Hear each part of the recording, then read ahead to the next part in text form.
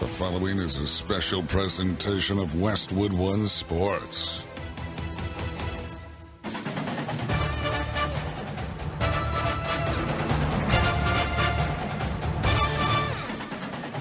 In association with Learfield, the SEC championship game is on Westwood One.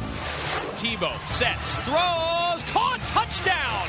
A diving grab by Riley Cooper, and that may have just won Florida the SEC championship. And that just may have won Tim Tebow the Heisman Trophy. Mason takes the handoff, he gets to the 5, he's into the end zone. Heck on another one for Auburn. Mason sliced through that Missouri defense for 13 yards and 6. And Auburn now can start the party. Godwin goes in motion from left to right. Here's the shotgun snap, handed off. Swift, big hole left side over the 40. 45-yard line, 50. He may go. 40, 30, 25, 20, 15, 10, 5. All the way to the end zone. DeAndre Swift hits a touchdown. 64 yards. And Georgia has a 27-7 lead with 10:34 to go. Out of the pistol again. Jones the play fake. Jones rifles over the middle. Goal line. Caught. Touchdown. Alabama. Devontae Smith. Jones to Smith yet again. Maybe they can just split the Heisman. It's 51-38 Alabama. This year, it's the #1 Georgia Bulldogs. Bennett, the shotgun, changing the play. Cook, the running back, to his right. Kentucky brings the blitz up the middle. Bennett, deep set, clutches, now feeds it down the right sideline. Over the shoulder, grab! Brock Bowers! What a catch! Right side of the end zone. Touchdown, Georgia! And the third-ranked Alabama Crimson Tide. Bryce, high snap, gets it. Evan Neal picks up the blitz, long throw. Jamison Williams, touchdown, Alabama! He beat the defense like a blur. And a beautiful throw. Another 40-yard toss from Bryce Young. Now, let's head to Mercedes-Benz Stadium in Atlanta and join Mike Watts and Derek Rackley. We welcome you to Mercedes-Benz Stadium in Atlanta for the 2021 SEC Football Championship game. Today, the champions of the East and the #1 team in the country, the 12-0 Georgia Bulldogs, against the champions of the West, the 11-1 Alabama Crimson Tide. Today's broadcast of the SEC Championship game on Westwood One is sponsored by Capital One, by Geico, by Ferguson, by Samsung, and by NCAA.com. Hi, everybody. I'm Mike Watts along with Derek Rackley and sideline reporter Olivia Decker. Olivia joins us shortly from the field downstairs, as will Jason Horowitz from our Westwood One studios. The pinwheel roof overhead is closed at this sold-out venue in Atlanta's marvelous Mercedes-Benz Stadium. Inside, it's the matchup everybody's waited all year to see. Cliches exist because they are truisms. So when we say the balance of football, not only in the Southeastern Conference, but looking ahead to the college football playoff hangs in the balance, we can truly say tonight, in fact, just does mean more. The top-ranked Georgia Bulldogs have one of the most dominant defenses, perhaps, of all time in college football. They've allowed 7 touchdowns all year. Offensively, it's a walk-on who took the road least traveled calling the signals. Stetson Bennett tasked with bringing the Bulldogs back to prominence. Georgia is seeking a program-affirming win in this SEC championship game against the elephant in the room. Georgia's pursuit of perfection runs about an hour south of Athens. While meanwhile, for the Tide, their #3 ranking feels a little bit tenuous for this hungry fan base. Bryce Young may be the front runner for the Heisman. And since Alabama's lost to Texas A&M, he's lit up the conference. 11-1, typically something to be applauded, but the precedent for a 2-loss college football playoff team is non-existent. So perhaps today, Alabama needs to win this one to have a shot at the bird in the hand, but also the 2 between the hedges. Rack, I turn to you. How exciting is this atmosphere? 70,000 plus. It's a pretty big departure from last year. Yeah, this is it's great to have all the fans back in the stadium. You're right. Last year was just a little bit different. I've been fortunate to call this game for, I think it's been the last 6 years or so. I'm not one of those guys that keeps a running tally of it. But I've been here in this new stadium ever since, and I was back in the Georgia Dome right next door, or as it used to stand right next door, calling the same thing.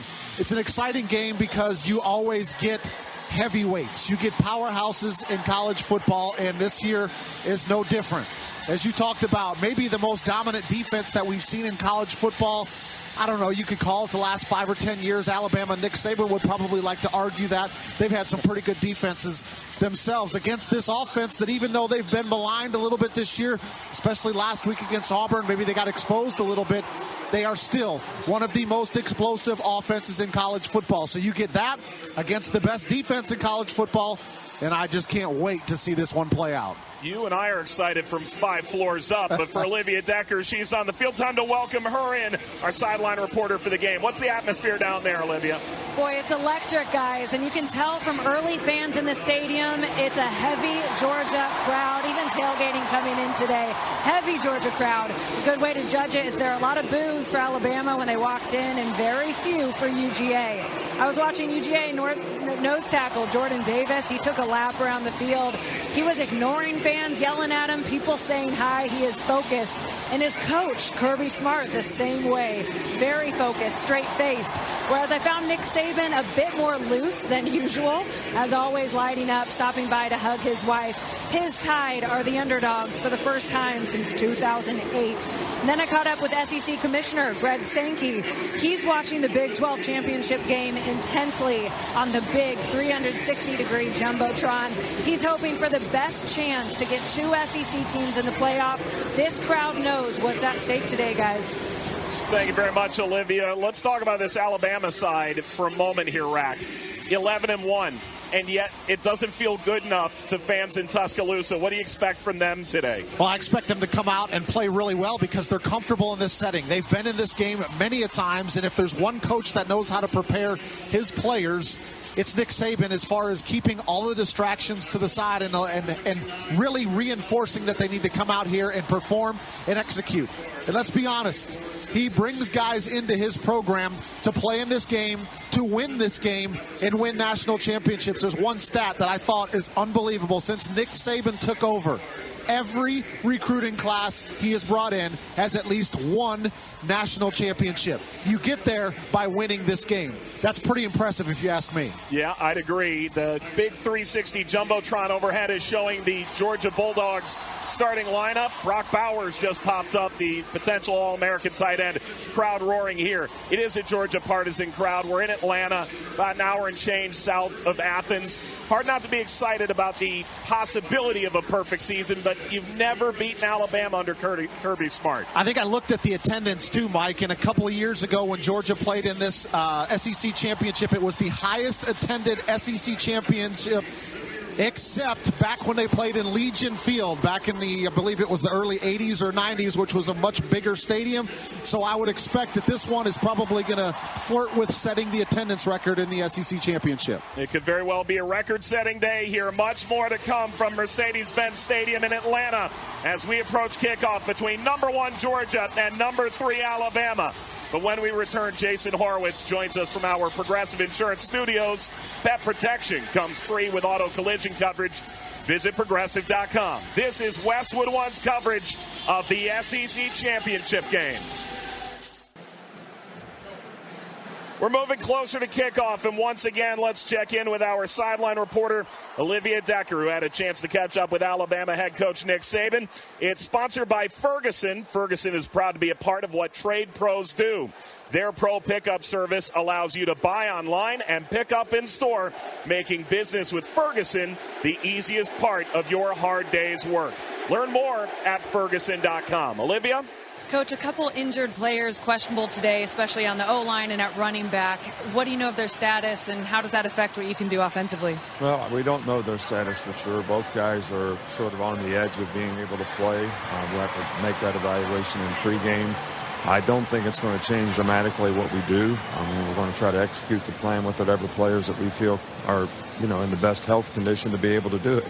You have a couple wide receivers, John Mechie, Jamison Williams, who are having phenomenal seasons. What are the keys for Bryce Young to get them the ball and be good against this pass defense? Well, I think that we have to play well around the quarterback. It's something we didn't do very well last week. We got to be able to create some balance, running and passing.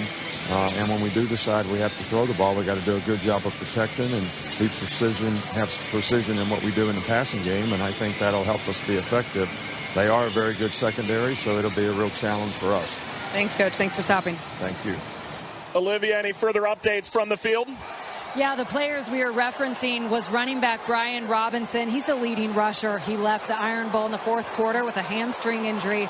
I watched him warm up. He's not favoring or being gentle, so he looks good to go. We'll see if he takes that first drive. And his backup, Trey Sanders, guys, if Robinson can't go, Sanders is the only full-strength scholarship running back, which is pretty significant. He played in overtime at the Iron Bowl, and coaches were really pleased with what they see, but very thin at running back.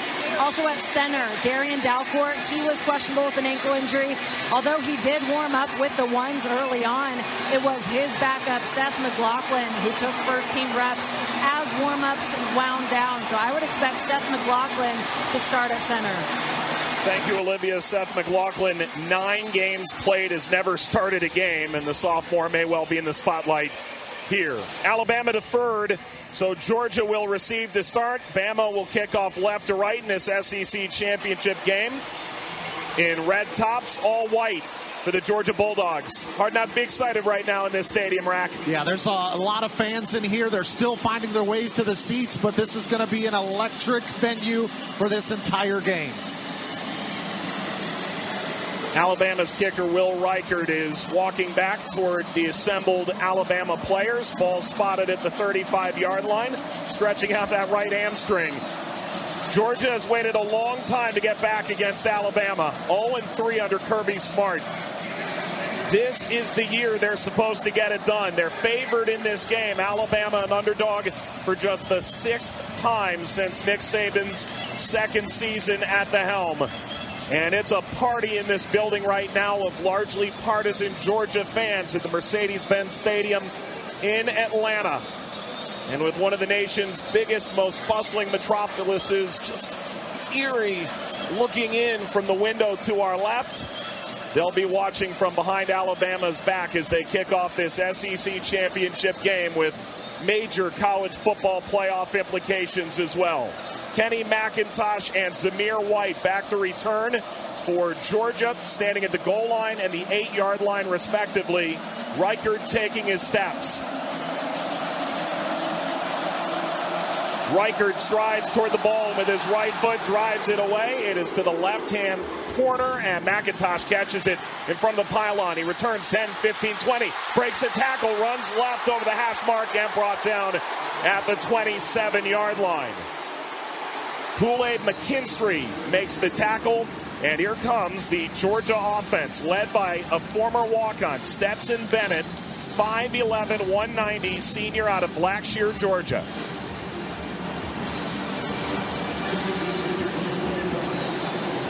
Bennett joined by James Cook in the backfield. The older brother, Dalvin Cook, plays in the NFL in his 5th season.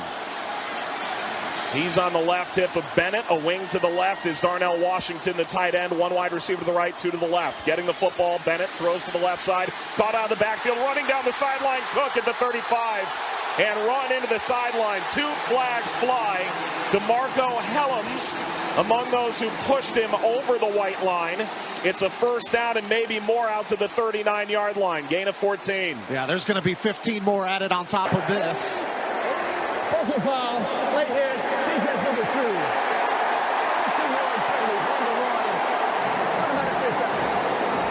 2. Ken Williamson is the referee for this game. Yeah, this is one where James Cook, he catches the ball out of the backfield, turns upfield towards the left sideline, which was right along the sideline for the Georgia Bulldogs, and he is clearly giving himself up going out of bounds, and he gets hit. 2 flags come flying in, so just like that, one play, Georgia already passed the 50-yard line. Notably for Georgia, George Pickens splits out wide to the right as Georgia moves into Alabama territory at the 46. Cook in the backfield to the right of Bennett in the gun. He gets the ball, shovel pass to his right, and Cook hammered at the 46-yard line. No gain at all. Got blown up by Christian Harris.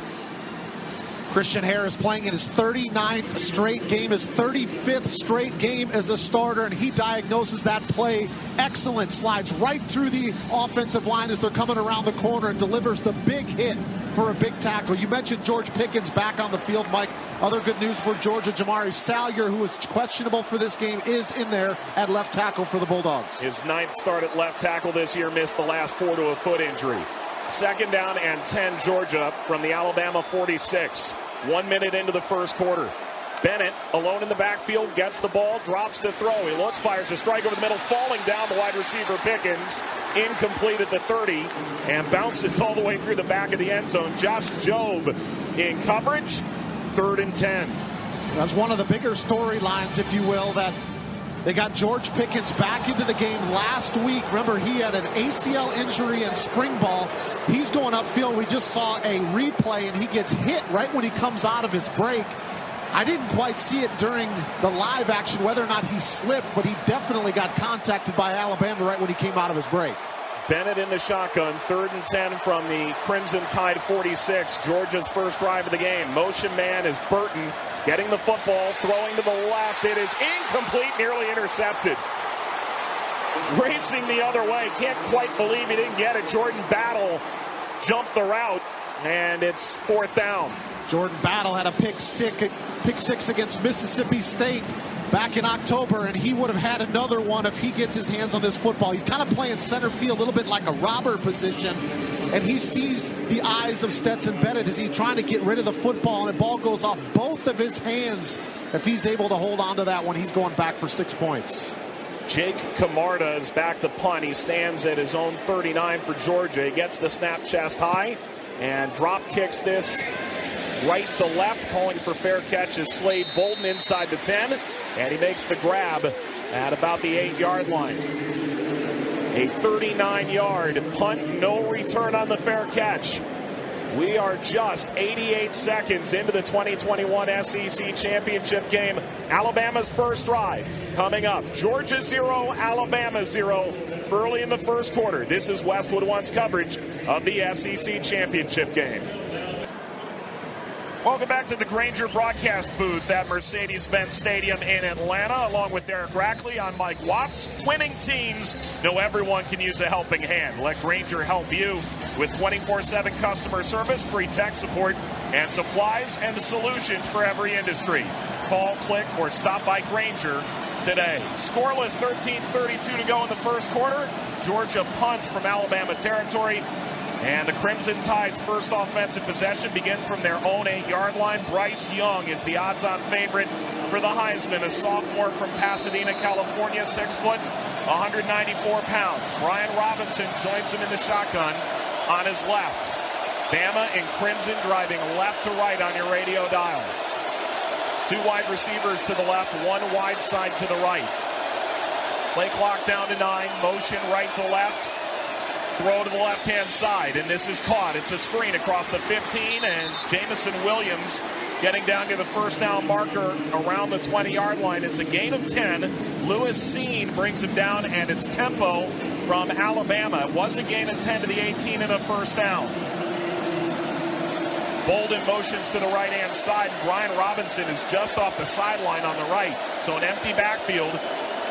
Young gets the football, low snap. He looks to throw, fires a bomb right side, and it's just out beyond the wide receiver at the 40. He's looking for John Mechie III. Keely Ringo in coverage, 2nd and 10. Got to get off to a great start with the quick little screen pass to Jamison Williams out in the left flat. He picks up 10 yards. Couple of quick updates. Seth McLaughlin is in there at center for the Crimson Tide, and Chris Owens, number 79, is starting at right tackle.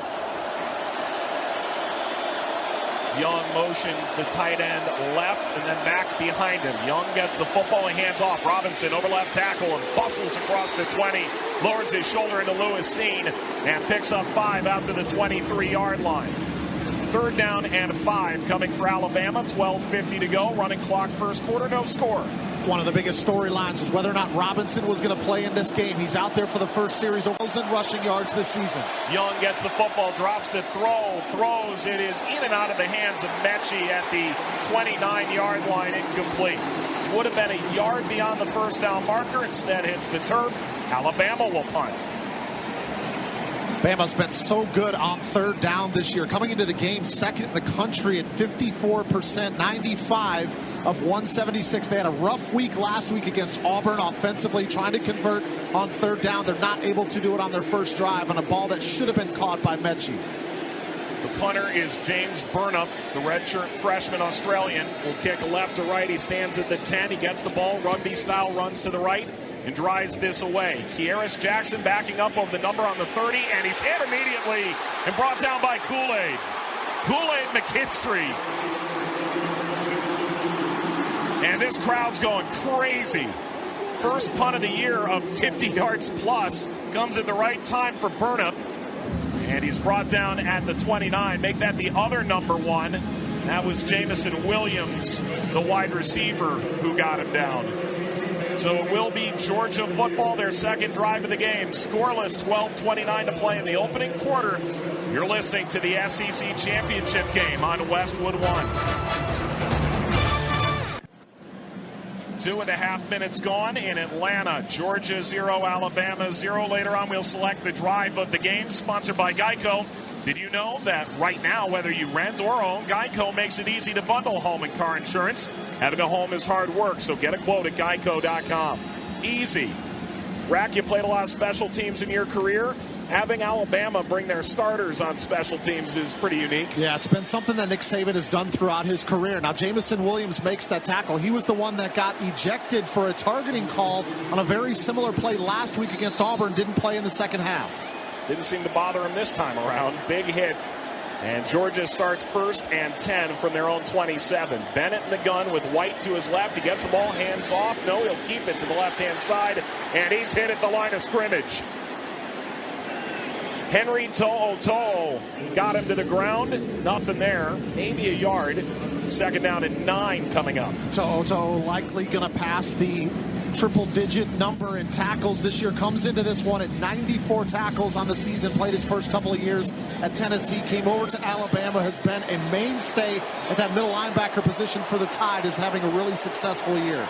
Bennett in the gun. He's got White on his right. They nickname him Zeus. One wide receiver short side left, 2 wide side right. 2nd and 9, Georgia from their own 28. Bennett gets the ball. He looks to the left. He's under pressure. He rolls to the right. He runs outside the hash, throws toward the sideline. It's caught. Running out of bounds, Mitchell. He's near the 1st down marker at the 36-yard line. Gain of 8. Sets up 3rd and 1. Well, Stetson Bennett was trying to look in the direction of Brock Bowers, his All-American type season tight end that he's having. But he scrambles back to the right side of the formation, and a really good job by A.D. Mitchell recognizing the scramble drill from his quarterback, puts his foot in the ground, basically comes right back out of his route, Mike, like it was a 5-yard out route, showed his numbers back to the quarterback, and nearly picked up the first. Bennett going under center, 3rd and 1 from his own 36. He gets the ball, end around, wide receiver bursting down the left-hand side. It was James Cook, who came in motion behind him and runs out to the 44-yard line. Jordan Battle got him down, a 10-yard gain, and a 1st down for Georgia. That's where they use the running back into a different type of a formation, but yet they still hand the ball off to him because he's comfortable with that in a 3rd and short situation. Just times it up perfectly on the motion, did Stetson Bennett. Tight end moves left to right, Brock Bowers. It's White on the right of Bennett. 1st and 10, Georgia. 6 yards shy of midfield. Bennett gets the ball. He hands off and shiftily through the hole, nearly breaking it across midfield. Wrapped up as he neared the 1st down marker into Alabama territory down to the 47. DJ Dale brings White down after a 9-yard gain. Unlike Alabama, Georgia does not have the one back that's just dominating the carries and the yards this year. They do it more by committee with both Zamir White, James Cook. Those guys have Zamir White just about 700 yards coming into this one. James Cook almost 600 yards, and those guys will kind of go back and forth with carries all game long. 2nd and 1 from the Bama 47 for Georgia. 10-10 to go in the 1st quarter. Scoreless. Getting the ball, Bennett. He hands off and breaking it right up the middle, and White is grabbed by the shoelaces, stringing out under Will Anderson into the 40-yard line down to the 39. That's a gain of 8. Yeah, and Alabama is super fortunate that Will Anderson's able to get the right shoelace of Zamir White, because if he doesn't, Zeus is probably going to run straight up the middle for a touchdown, but he gets just enough for that right leg to get him down on the ground. Fitzpatrick checks in at tight end. Bennett in the shotgun, 1st and 10 from the 39 of Alabama. This Georgia offense with a walk-on senior quarterback. He's got White on his left. Bennett gets the ball, hands off, and counter to the right-hand side over the right tackle and knifing through to the 35. A 3-yard gain before going to ground.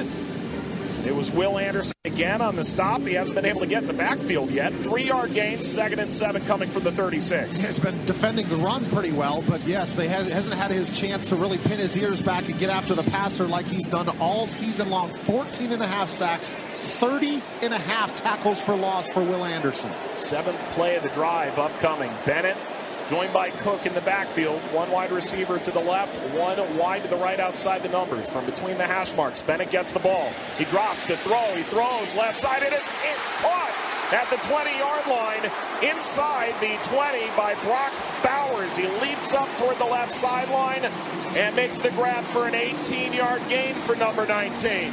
I mentioned the All-American type season that Bowers is having as a freshman. Comes out of his break at about 12 yards. His ball's thrown high from Stetson Bennett, but he elevates up into the air with his 6'4" frame, makes this catch for his 38th catch of the season. Brock Bowers coming into the game with 10 receiving touchdowns from that tight end position.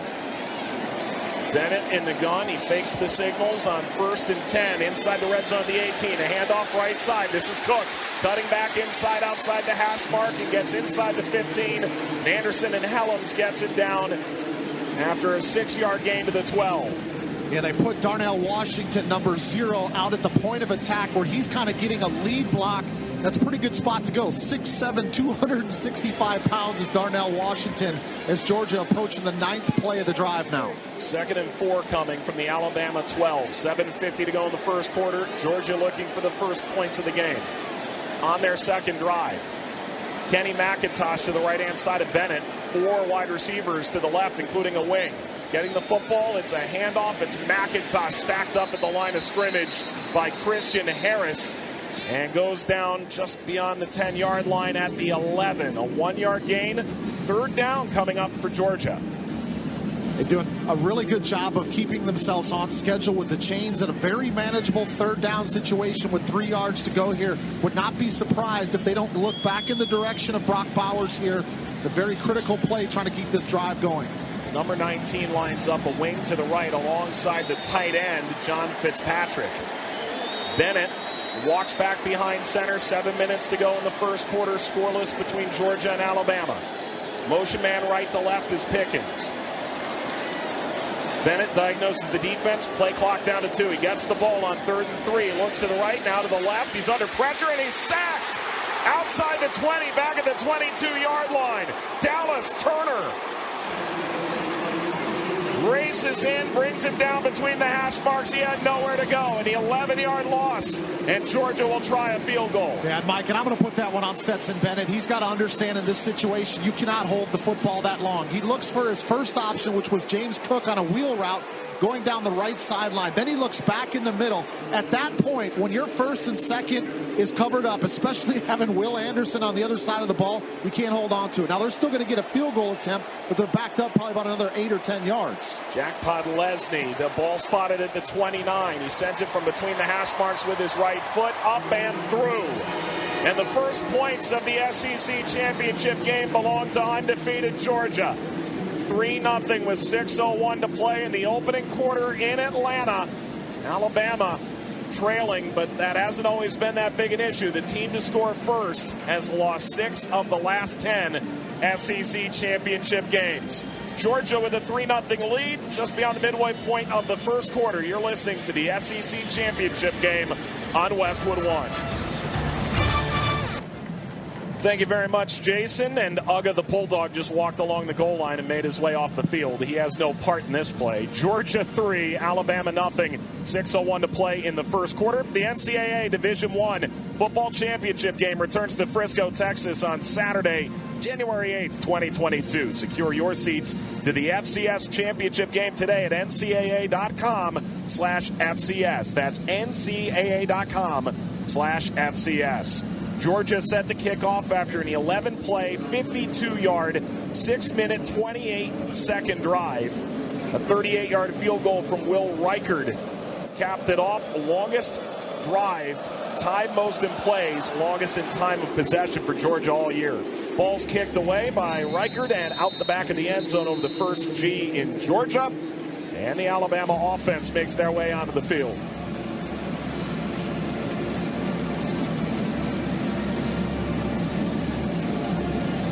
Alabama will start from their own 25. Bend but don't break so far for the Alabama defense. Now we'll see if Bryce Young can add to that extensive Heisman resume. Yeah, the way that the drive was going for Georgia, I'm sure they're somewhat satisfied that they're able to force a field goal attempt and get out of there with 3 points the way the Bulldogs were kind of marching down the field. But now it's Bryce Young's turn to return the favor here.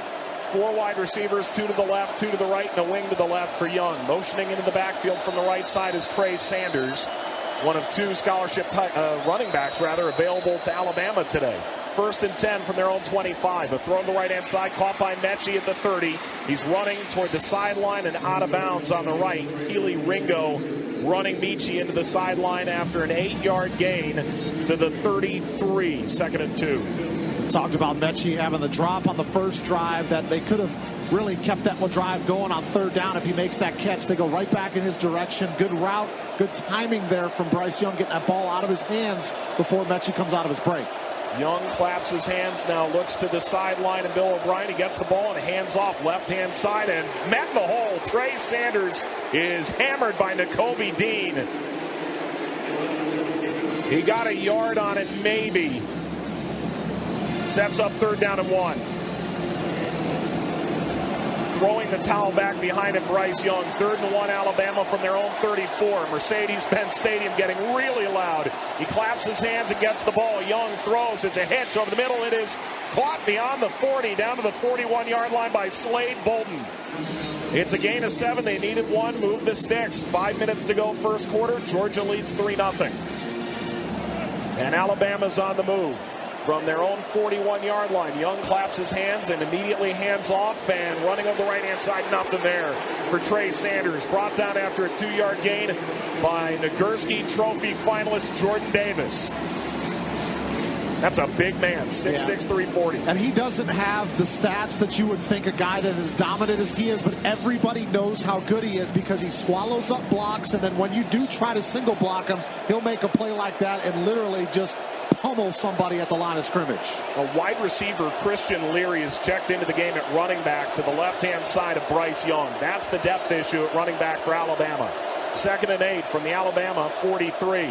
Young claps his hands and gets the ball. He drops to throw. He throws over the middle. It is caught at the 45-yard line into Georgia territory. It's caught by the tight end, Latu. Lewis Seen hit him on the spot as he made the catch over the middle. 1st down at the 44 of Georgia. Leary stays in the game at running back on the right of Young. Tempo once more for Alabama. Under 4 minutes to play first quarter. Alabama trailing 3-0. Getting the football, Young. 3-step drop. Fires a missile down the left-hand side. Down the sideline. Attempted one-handed grab. And Jamison Williams watches this squeal away from him. Darion Kendrick in coverage back at the 15-yard line. Incomplete. Yeah, it's pretty good coverage there by Kendrick, and he was holding on to the right arm of Jamison Williams, so that's the reason why Williams went up with his left arm to try to make the one-handed grab. He was not able to bring it in, but Alabama using tempo to their advantage on this drive. 2nd and 10, Alabama from the Georgia 44. Young has a wing to the left, right in front of his running back. Man in motion into the backfield is Billingsley, getting the football and handing off. No, he's going to hold on. Ball's tipped in the air as he throws it to the right side. It's incomplete. He is trying to complete that to Brian Robinson, who came free on the right-hand side. Nakobe Dean got his big paw up and got a piece. Flutters incomplete. Well, they tried to set up the screen, Mike, to Robinson, and Robinson tried to cut block Nakobe Dean, but he was not able to get him down on the ground. So Dean continues to work his way upfield, sees that Bryce Young's trying to drop it over the top of his head, and gets credit for the pass deflection. Alabama 1 for 2 on 3rd down today. 3rd and 10 into a roaring crowd from the 44 of Georgia. Clapping his hands once, twice, and now Young walks to the line of scrimmage and steps back into the gun. 3 receivers wide side left. Getting the ball, Young. He gets the ball. Pats, throws. Incomplete. Airmailed it over Slade Bolden, who was at the 30-yard line. Lewis Seen was trotting behind him, but the ball simply off target. 4th down. Yeah, both defenses now in back-to-back drives give up some yards early, but then they're able to stand tall and get the stop that they needed. Bryce Young actually does get pretty good pass protection, but it's Lewis Seen was sitting right in the hip pocket of Slade Bolden as he was coming across the field, and I don't think that Bolden expected the ball coming when Young threw it. James Burnham will punt. He stands back at his own 42, and he gets the snap chest high and drops, kicks. And it's an end-over-end kick inside the 10. It's caught over the shoulder inside the 5, sliding down at the 2. That is massive. Jackson gets back, it appears. There are 2 number 6s, Rack. I'm trying my best here. I hear you. Then he runs away from us, and we can't see his name on the back of his jersey. Caught at the 3-yard line, running away from the punt. Excellent. Grabbed it down it. And Georgia's going to have some tough field position when we return. Georgia, undefeated, #1 in the country, with a 3-0 lead over the big bad boys of the SEC, the Alabama Crimson Tide, with 3:32 to go in the first quarter. You're listening to the SEC Championship game on Westwood 1. Georgia 3, Alabama nothing, 3:32 to go in the first quarter. Mike Watson, Derek Rackley upstairs, but let's go downstairs to Olivia Decker on the sidelines. Guys, Georgia freshman tight end sensation Brock Bowers went into the red injury tent on the Georgia sideline where they put tape around his right knee. He came out shaking that leg a bit, so something to keep an eye on. He actually leads the team in catches with 37. And keep in mind, guys, in terms of pass catchers on this Georgia offense, they are not very deep. Kearis Jackson is playing, but he was a game-time decision. And George Pickens is still working his way back in the rotation.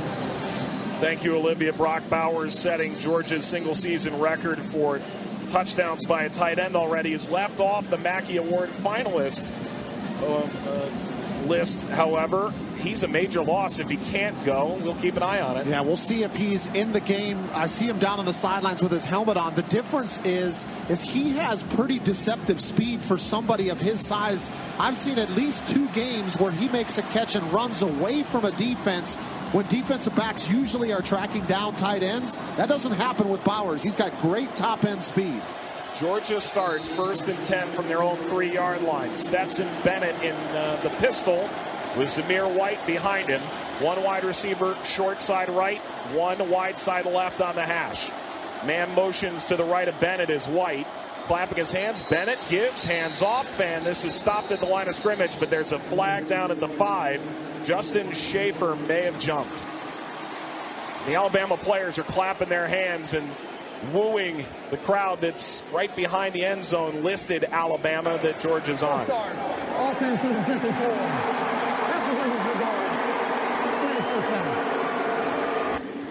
Hey, every Westwood One college football broadcast this season is now available on all Alexa-enabled devices. Just say Open Westwood One Sports and you'll be taken straight to the action.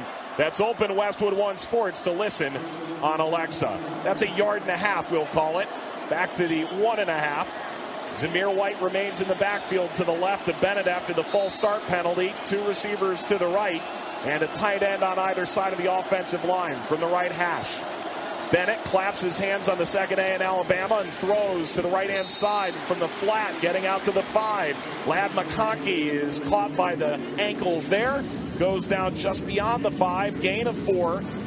And it sets up 2nd down. Josh Jobe, the tackle. Yes, that's Bennett just trying to get a little bit of breathing room there so they don't have to operate this drive out of their own end zone. We do see Brock Bowers come back into the game for this play, but he's able to complete a pass to McConkey. Picks up a few yards just to get him out of their own end zone. Now he can try to operate his regular offense. 2nd and 8, Georgia from the Bulldog 5-yard line. Under 3 minutes to play first quarter. Bulldogs a 3-0 lead. Bennett in the shotgun, claps his hands, stands on the goal line, gets the ball, rolls to the right in the end zone, throws right side. It is caught outside the 20 at the 21 by Jermaine Burton, falling to the ground as he returns to the football. A 16-yard gain, a Georgia 1st down. Yeah, Jermaine Burton caught a touchdown pass last week at Georgia Tech, and he is able to make this catch to get them a 1st down out of their own end zone area. No huddle. Bennett gets the ball and throws to the motioning running back to the left-hand side. Zamir White taking on a tackler at the 25 and muscled down to the ground near the left-hand sideline, the Georgia bench at the 29. Brian Branch popped him. White kept his feet and kept churning. Well, it was even more impressive that Brian Branch just fought off the block by Brock Bowers, the tight end. You would think the tight end's going to win that matchup, but Branch comes downhill and just beast modes him, throws Brock Bowers off of him, and then he makes the tackle.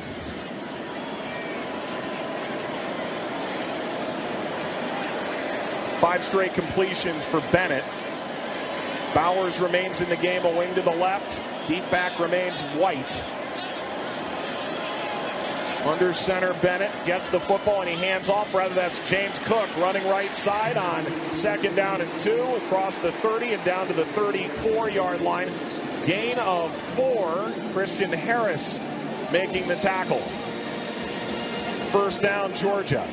1st and 10 from their own 33-yard line. And Bennett gets the ball. He fakes a shovel to the right. Now throws wide open down the middle of the field. It's caught across midfield and down to the 45. John Fitzpatrick. One of the 3 big tight ends brought down by To'o.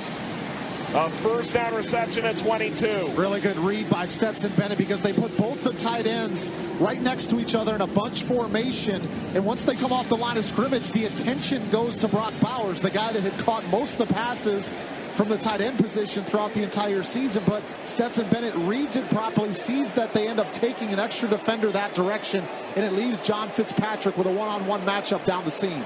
Under a minute to play in the first quarter. Georgia 3-0 lead and driving into Alabama territory. 1st and 10 from the Alabama 45. Bennett gets the ball. He throws deep down the left side for Pickens. Caught at the 10. Just off the left sideline.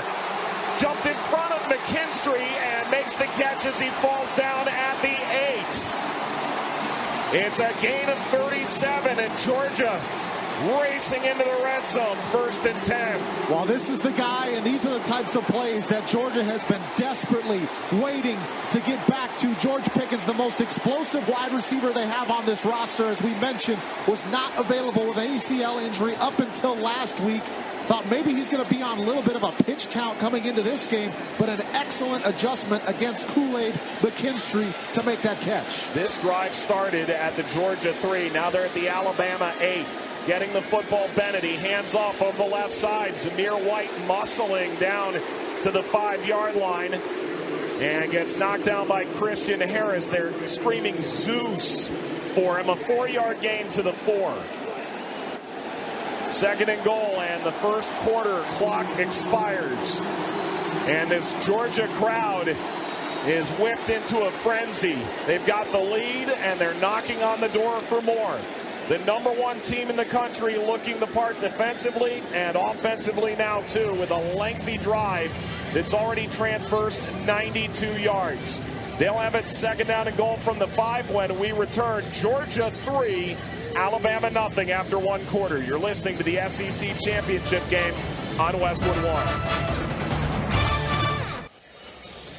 Welcome back to Mercedes-Benz Stadium in Atlanta. Along with Derek Rackley and Olivia Decker, I'm Mike Watts. Our score after 15 minutes of play, Georgia, the number 1 team in the country, a 3-0 lead over Alabama. The start of the second quarter is sponsored by Geico. Whether you rent or own, Geico makes it easy to bundle home and car insurance. Go to geico.com today. Once again, let's go downstairs to Olivia Decker on the sideline. Well, after those 2 deep passes on that drive, the crowd went wild, the heavy Georgia crowd. Georgia players jumping up on the bench, waving their towels. The Alabama sideline quiet, looking deflated.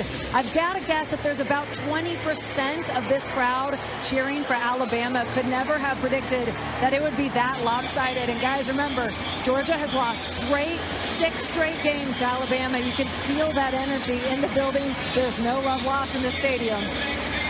Including all 3 games of the Kirby Smart era. Thank you very much, Olivia. Rack, here comes the Georgia offense. They're at the 5 now, driving left to right. Yeah, we talked about this one starting deep in their own territory. For them to come out of their own shadows now, knocking on the door for 7 points. Pretty impressive drive. 11 minutes, 28 seconds, time of possession after 1 quarter. Georgia, 3-0 lead to show for it. 2nd down and goal from the 5, driving left to right in all white. Stetson Bennett calling out signals at the line of scrimmage. Stands at the 10, claps his hands, fakes the handoff, lobs for the end zone, reaching over the top, caught the tight end, Darnell Washington. Used all 6'7" of his frame to reach over the top of the linebacker and pull it in for a Georgia touchdown. On the first play of the second quarter, the Bulldogs take a 9-0 lead over Alabama in the SEC championship game. Darnell Washington lined up on the right side of the formation. And a lot of times in the red zone, you think about face mask or higher as a quarterback delivering the football. That wasn't face mask or higher. That was an alley-oop pass thrown to Darnell Washington. Washington, and he goes up over the top of Henry To'o and just steals the ball away from him. Podlesny for the point after, throws his right foot through it and converts right down the middle. Georgia 10, Alabama nothing, 4 seconds into the second quarter. Well, we talked about converting on a drive where they were able to flip the field. No play bigger than that throw and catch from Stetson Bennett to George Pickens down the sidelines for 37 yards, flips the field, puts the ball back into the hands of Georgia. They can continue the drive, and then an excellent play call right there from Todd Monken, the offensive coordinator, to go up over the top to the 6'7" tight end. Let's check the drive summary, sponsored by Capital One Auto Navigator. Meet the tool that makes car shopping and financing easier. Capital One, what's in your wallet? 8 plays, 97 yards, the longest drive of the season for Georgia, over 336. Bennett 6 of 6 on the drive for 91 yards. And Georgia takes a 10-0 lead over Alabama. But let's say this, Rack. Alabama's trailed by double figures against Georgia in every matchup between Kirby Smart's Bulldogs and the Tide. The Tide are 3-0. Yeah, and this is a team that they don't really blink. Yes, that they're not playing as well as they have maybe in years past, but it's an offense that when they get clicking, they can score touchdowns and they can score them fast. Podlesny runs up to the football, kicks left to right, and this field goal might be good. He kicks it to the left of the field goal post over the end zone to our right. And here comes Bryce Young, who struggled to 4 of 9 for 38 yards thus far. The longest play from scrimmage to this point was a 13-yard catch by the tight end Cameron Latu. Yeah, the offense has just not been very explosive through the first quarter. 46 yards of total offense for Alabama, and I would like to say that it's the offensive line, but that really hasn't been the issue. This has more just been Georgia's defense making the plays and getting the stops. Alabama just 3 points in the first quarter of their last 3 games combined. First play from scrimmage on this drive, a throw to the right side, and Bryce Young is hammered in the backfield, trying to throw a flare to Jaleel Billingsley off the right-hand side. Incomplete. 14:53 to go second quarter. Georgia, a 10-0 lead over an Alabama side desperate for an SEC championship win to keep their season going. They face second and 10 from their own 25. Robinson in the backfield to the left-hand side of Bryce Young. They've got Billingsley a tight moving left to right across the formation. Young gets the ball and drops the throw. He fakes to the right, rolls to the left, caught on the sideline. Robinson stumbling forward across the 30 and pushed out of bounds by Seen at the 33. That's a gain of 8, 3rd and 3. Good job bouncing back from Bryce Young. That first down play, he's just trying to get the ball out of his hands because of a blitzing linebacker, Channing Tindall, in his face. But he finds Robinson late there to pick up about 7 or 8 there on second down. A trio of receivers in a triangle on the far side right hash.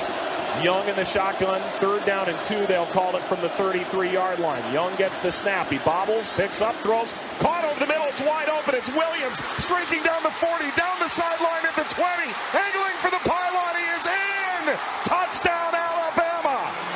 67 yards. And the explosion that the Crimson Tide have been looking for. 10-6 Georgia, but Alabama might be on the comeback trail. 14-12 to go in the second quarter of the SEC championship game. Now there's a breakdown in the secondary for Georgia because you cannot let Jamison Williams come through the middle of the defense without a defensive player in sight. And Mike, we just saw the reason why he's got to have the ball in his hands. There was nobody that was going to catch him. That's now his 10th scoring play this year of 50 yards or more.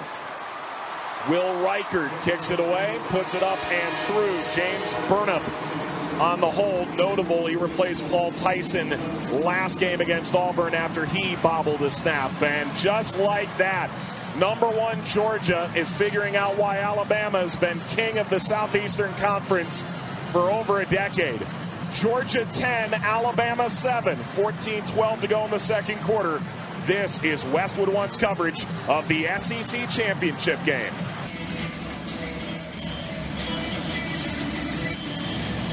Alabama 67-yard touchdown from Bryce Young to Jamison Williams. Ran about 35 yards of it. It is the longest throw allowed by the Georgia defense all season. And that 67-yard touchdown pass more than doubled the number of yards Alabama had to that point. They had 54. Ball kicked from right to left and out the end zone by Will Reichert. And let's remind you, this is Mike Watson, Derek Rackley here in the Grainger broadcast booth at Mercedes-Benz Stadium in Atlanta. Grainger helps keep your on-the-job game moving forward with supplies and solutions for every industry. Call, click Grainger.com, or stop by one of over 250 Grainger branch locations. 3-point Georgia lead, and they've got the football 1st and 10 from their own 25, driving left to right in all white. Stetson Bennett in the shotgun with James Cook on his left hip. From between the hash marks, 2 receivers on either side. Clapping his hands and looking in. Now he gets the ball from his left shoulder. He throws. It's caught at the 28-yard line and then driven backwards. Jermaine Burton by Jordan Battle as soon as he made the grab. A pickup of 4. Second down. Pretty good offensive line play there. Matt Luke, associate head coach and offensive line, has all those guys on the same page, and as soon as the snap comes, they cut down the defensive line. So all 5 of them were going for cut blocks. What does that do? That gets their hands down on a quick pass coming out of the hands of Stetson Bennett, and they're able to execute with the first down completion right there.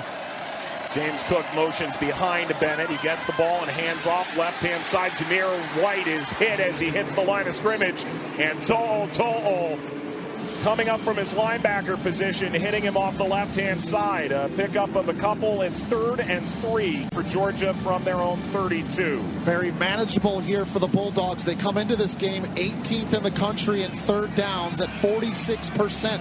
And this is a big play for them, answering right after the explosive Alabama touchdown to Jamison Williams. Kenny McIntosh has come into the game on the left-hand side of Bennett, who's completed his last 10 throws. Claps his hands. 3rd and 3 from the Georgia 32 for the Bulldogs. Getting the football, Bennett. He throws a slant left side off the hands of Mitchell, incomplete. Bouncing backward across midfield. He was running across the 35-yard line, bounced off his hands, and it's 4th down. Yeah, and even if A.D. Mitchell ends up catching that one, I think DeMarco Helms is going to end up blasting him. Number 2, Helms, was sitting right there, and it was a pretty good job by him to lay off, make sure he does not get that hit after the play, but he was looking right down the helmet of A.D. Mitchell. Jake Camarda is back to punt. He gets the ball away under no pressure from the 20, and Slade Bolden will watch this sail down inside the 5 and then out the back of the end zone on one bounce. He just sent a 75-yard missile.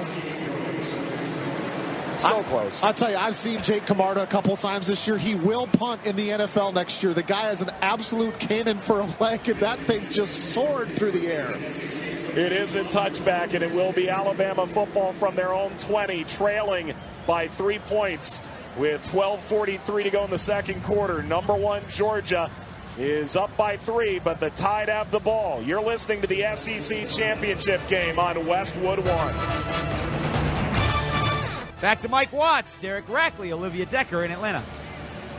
Thank you, Jason. And later on, we'll choose the player of the game, sponsored by Wendy's. It's better breakfast o'clock at Wendy's. Get a hot, buttery Wendy's breakfast biscuit with bacon or sausage, fresh cracked egg and cheese for just $1. Limited time only at participating U.S. Wendy's. Alabama trails by 3, but they've got the football. 1st and 10 after a punt that did, in fact, land on planet Earth. But went out the back of the end zone from Jake Camarda with 12:43 to go in the second quarter. Under center comes Young, and he hands off left side, breaking this free across the 25, and down to the 27-yard line goes Trey Sanders with 2 flags down inside the 20, sitting side by side, proving 1 is not the loneliest number at the 18. Holding, offense number 56. 10-yard penalty for previous spot. First down. We talked about Seth McLaughlin playing center. He gets called for the holding penalty, and that's been an area of concern the entire year for Alabama. Came into this game ranked 107th in the country in penalties, and they've had a couple of them set them back in this game. Christian Leary's come in at running back and now moves into the slot. Now all the way wide left outside the numbers. From the right hash, Young with 3 receivers to the right and a pair to the left. 1st and 20 from his own 10. He gets the football, and the Alabama signal caller fires a long ball down the left side. Reaching over his head, it is caught at the 45 and then splatting into the sideline. John Mechie III makes the catch a couple yards shy of midfield and then grinds into the sideline to our left at the 49, 1st down. Excellent concentration there from Mechie as Dan Jackson's trying to play catch-up, and that catch right there puts Mechie over 2,000 career receiving yards. Robinson to the right of Young, who gets the ball and throws a screen to the right side with some blocking. It's Williams getting down the sideline on the right side. He's being held up at the hips across the 25 and out of bounds. He was toe-tapping the sideline, officially out at the 27, gain of 23. Alabama's moving, 11:50 to go, running clock in the first half. Georgia leads by 3, but that's under threat. Robinson to the right of Bryce Young as Alabama drives right to left in crimson tops and crimson helmets. John Mechie all alone inside the numbers left. Ball on the right hash. 1st and 10 from the Georgia 27. Getting the football, Young. He hands off. It's Robinson starting left, shaking right, and Jordan Davis gets on his back and rams him into the ground near the line of scrimmage down at the 27. No gain. Look, I'm not quite sure. You could be one of the strongest running backs in college football. I don't think you're going to win that battle against Jordan Davis. At 6'6", 340, he just basically spins Brian Robinson straight down to the turf. He used to play point guard for his high school basketball team. That's scary. Robinson to the left of Young. Motioning into the backfield is Slade Bolden. Getting the football, Young. He's looking to his left. Now he's rolling to the right. He's under pressure. He breaks through across the 30. Flips it to the right. Robinson running down the right-hand sideline and then gets knocked out of bounds at the 14. It's a gain of 13. He ran toward the line of scrimmage and then flipped it directly horizontally to his right. And Robinson ran forward for 1st down yardage. Yeah, for Bryce Young to be able to see Robinson right off to his right. Now, Bryce Young is not a running quarterback. He's got 68 carries for -9 yards this year. He knows that he's not a runner as well, but finds Robinson on would look like an option pitch right out the right side for a 1st down. Young in the pistol with Robinson behind him. He gets a fluttering snap and hands off to the left side. Robinson across the 15 and gets brought down after a gain of 1 by Channing Tindall. 10-10 to go, 2nd quarter. Alabama trailing by 3, but number 1 Georgia, who jumped out to a 10-0 lead, are backed into the red zone defensively. It's 2nd down and 10 from the 14 upcoming for Alabama. Bryce Young on his last 3 completions has thrown for 130 yards and a touchdown. He gets the football and he drops to throw. He's looking, has plenty of time, throws right back corner of the end zone. It is caught! John Mechie III for a touchdown. He lifts his right leg into the air in celebration and sets up a Karate Kid crane kick celly. And with 9:46 to go in the 2nd quarter, Alabama leads with 13 unanswered points, 13-10 over Georgia. We talked about coming into this one, Mike, the pass protection for Alabama had to improve. How were they able to score? Bryce Young had enough time to let that route develop. He delivers a strike and finds Mechie for the touchdown. Snap back, good hold, good kick from Will Reichard. And Alabama showing their tremendous might. Don't ever count out the 28-time SEC champion. They trailed by 10. Now they've scored the last 14. With 9:46 to go in the 2nd quarter, number 3 Alabama leads number 1 Georgia. You're listening to the SEC championship game on Westwood 1. Alabama 14, undefeated Georgia 10 with 9:46 to play in the first half of the SEC championship game in Atlanta. 3 of the nation's top quarterbacks were selected as finalists for the 2021 Davey O'Brien National Quarterback Award, the oldest and most prestigious college quarterback award. Pittsburgh's Kenny Pickett, Ohio State's C.J. Stroud, and Alabama's Bryce Young were named after the National Selection Committee's ballots, and social media fan votes were tabulated. The winner will be announced on Thursday, December 9th. Log on to DaveyO'BrienAward.org for details. Bryce Young better when he has time to throw. Yeah, he's a pretty good quarterback, I would say. Reichard will kick right to left for Alabama and drives a knuckling ball down the left-hand side. And as it touches the white in the sideline, it's in the end zone and a touchback by a narrow margin. Mike, I talked about one of my keys was Mechie and Williams combining for 15 touches. A lot of people would say, gosh, that's a lot. You're looking at 8 or 7 catches for each player. So we're not even halfway through the second quarter. Both of those guys have combined for 6 catches, 161 yards, and 2 touchdowns. I think it's safe to say that those guys make plays when they get their hands on the ball. Georgia's defense has given up 7 touchdowns this year. They've trailed for 20 minutes all season. They've given up 2 touchdowns tonight. And they trail 14-10 with 9:46 to play in the first half. Here's the Georgia offense, 1st and 10 from their own 25. It's Bennett handing off on the right side, and James Cook muscling through a big hole that closed quickly for a 5-yard gain out to the 30. Byron Young and Tim Smith combine on the stop. 2nd and 5. Georgia's only trailed for about 20 minutes of game clock the entire season, as of course they are trailing right now. And how about throughout the season? They've only given up 7 points in the second quarter all year, and they've given up 14 to Alabama in this game. Alabama is not your run-of-the-mill program. I think that's fair to say. Cook and McIntosh join the game in the backfield. It's Cook to the left-hand side of Bennett, who's calling out signals. 3, now make it 2, as a motion man is McIntosh right to left on the right of Bennett. He gets the football and he throws a spiral to the right-hand side, incomplete. Leaping up was the tight end Brock Bowers at the 42-yard line, and it was well contested by the safety and nickel corner Brian Branch. Incomplete. 3rd and 5. You know, I understand that Bennett and Brock Bowers have had a great connection all year, but James Cook came out of the backfield and he was wide open running a 5-yard out route. I don't know why Stetson Bennett didn't just stick the ball right on his number, let him catch it, turn upfield. Maybe he picks up 6 or 7. Georgia 1 for 4 on 3rd downs, face 3rd and 5 from their own 30. 2 receivers to the left, 1 to the right, and a wing to the right. Looking in Bennett, he's moving the running back Cook onto his right-hand side. He looks into the teeth of the Bama defense, gets the ball. He looks, he throws, incomplete, firing for James Cook in the right flat. He never turned around for the ball.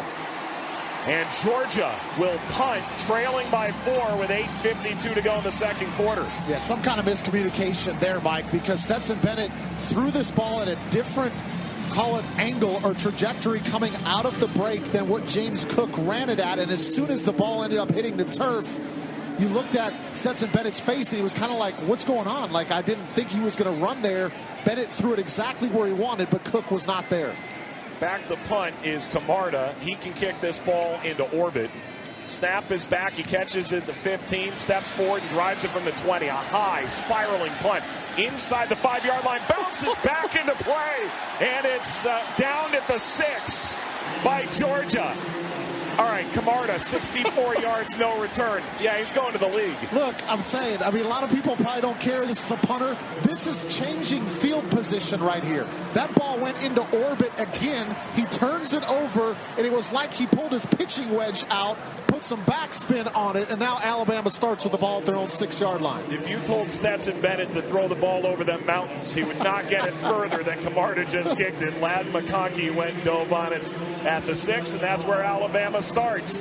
They'll have 1st and 10 when we return. Alabama, number 3, up 14-10 on number 1 Georgia. You're listening to the SEC Championship game on Westwood 1.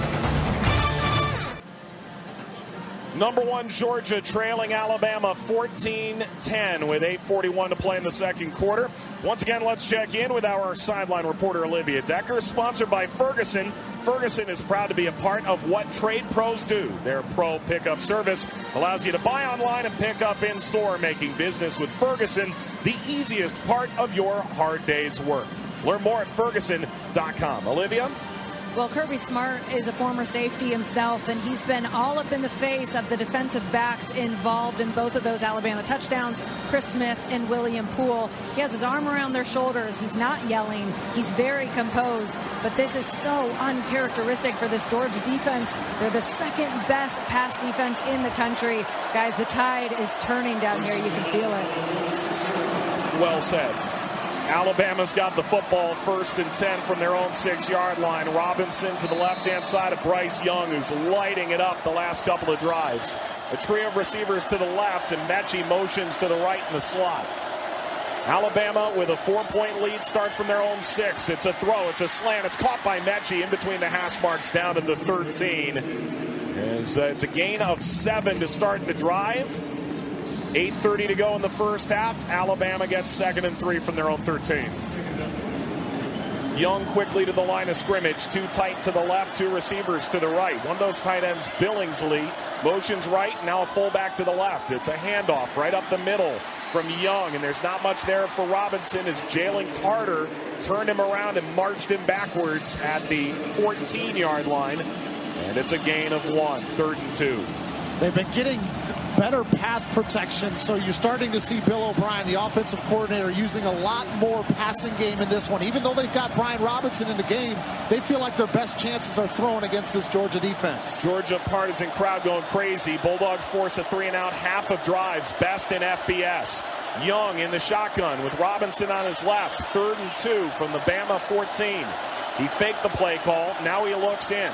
He's got 2 receivers wide side right, driving right to left. He gets the football, drops to throw. He feels pressure. He steps away. He throws as he's knocked down, caught at the 25. Down the numbers, down the left-hand side to the 35. And Billingsley is upended there. The tight end picks up 22 on the catch.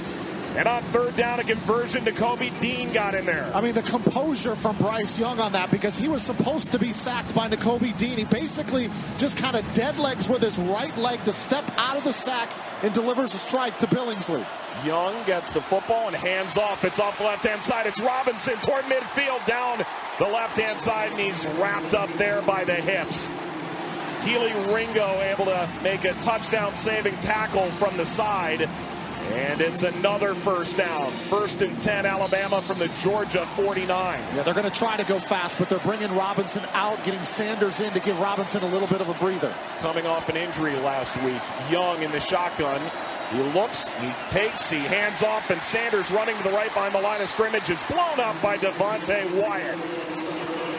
Back at the 49 of Alabama, they've crossed back into Bama territory. Yeah, Devontae Wyatt playing that right defensive tackle position. He beats Javion Cohen immediately off the line of scrimmage, off the snap, and gets Georgia's 1st tackle for loss in this game. Young a backfield, 3 receivers, including a tight left, 2 stacked wide to the right. Just beyond the numbers. 2nd and 12, Alabama from their own 49. Leading by 4 with 6 minutes to go in the 2nd quarter. Young gets the football. He's got time. He throws a missile over the middle, caught at the 40. And he's brought down immediately. Jamison Williams hit by Lewis Seen on the crossing route. A gain of 11. And it's a yard short of the 1st down marker, 3rd and 1. Again, the pass protection up front is what allows this route to happen, and Bryce Young throws it right at the point that Williams comes out of his break as the corner is trying to pass over the route to the safety. Young on 3rd and 1 gets the snap, hands off left side, and Sanders burrows his way forward over the left side and picks up 1st down yardage on the carry. Stumbling forward through the line of scrimmage and down to the 38, 1st down Alabama. Well, we saw Devontae Wyatt with the tackle for loss a couple of plays ago, and he misses a chance right there to get Sanders down on the ground short of the 1st down marker. Young 12 of 18 today for 230 and 2 touchdowns.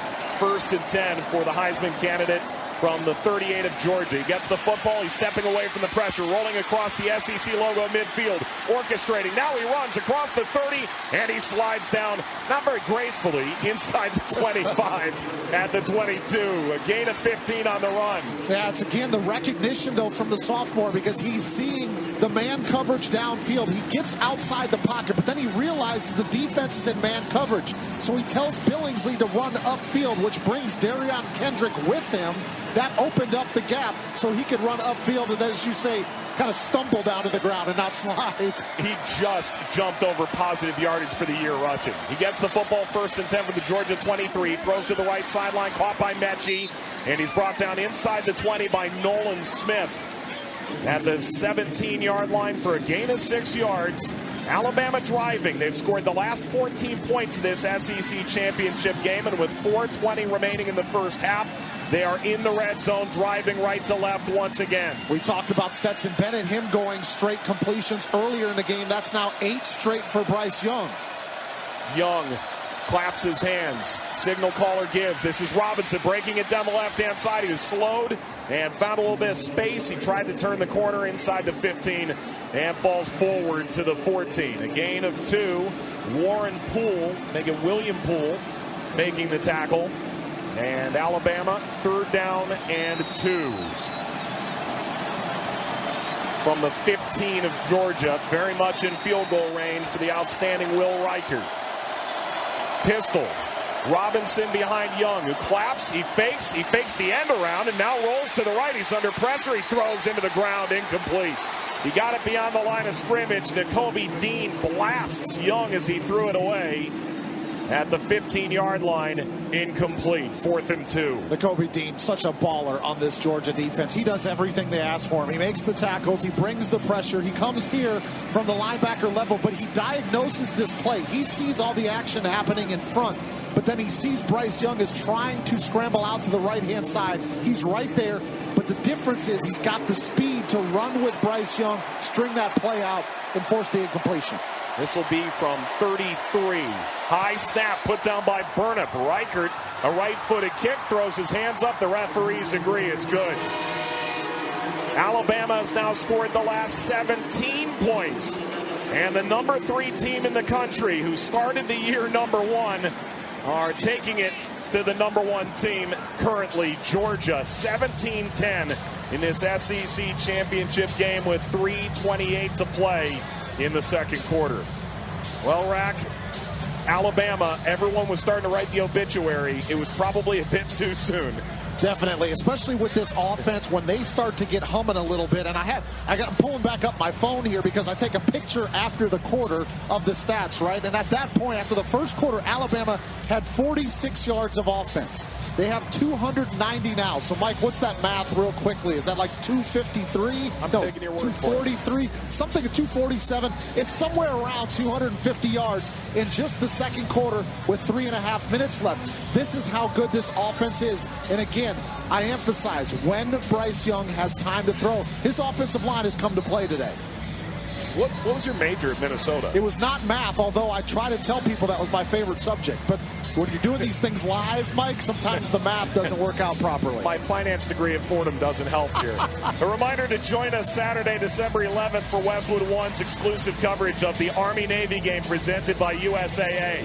John Sadak, Ross Tucker, and Tina Servasio will bring you all the tradition, pageantry, and excitement this year from MetLife Stadium in New Jersey. It's the 122nd Army-Navy game presented by USAA, beginning at 2 p.m. Eastern right here on most of these same Westwood One stations. For more information or to listen to the live stream for free, log on to westwoodonesports.com. Mike, I got it. 244. I just needed a minute, okay? 244 in the second quarter, the yards for Alabama. He took out his TI-85 calculator. Riker will kick right to left for Alabama, and it's an end-over-end kick over the first G in Georgia, angling toward the left side pylon and out of the end zone for a touchback. Georgia, the last 2 drives, 6 plays, 12 net yards, 2 3-and-outs. 3:28 to go second quarter. Alabama leads 17-10. This is a big one. Yeah, they got off to such a hot start, and then the last couple of drives, there's been some miscommunication, some poor throws, and then there's been some good defense from Alabama, too. So we saw all the momentum on the side of Georgia in the first quarter. Things have changed into Alabama's direction, but there's still 3.5 minutes left here. Can the Bulldogs put something together and close this lead down? 1st and 10, Georgia from their own 25, driving left to right. Man in motion left to right across the formation. Bennett gets the ball. He's under pressure. He rolls away toward the left sideline. Now he throws off kilter to the 35, incomplete. And a flag flies in opposite the run by Bennett toward the sideline on the near side, right side of the field. Looks like it's in the direction of defensive holding here, and if I had to guess, I'm going to say it's on Josh Jobe, number 28, up against Jermaine Burton. Holding on the defense, number 28. There's no rule 7. 10-yard penalty for the previous spot.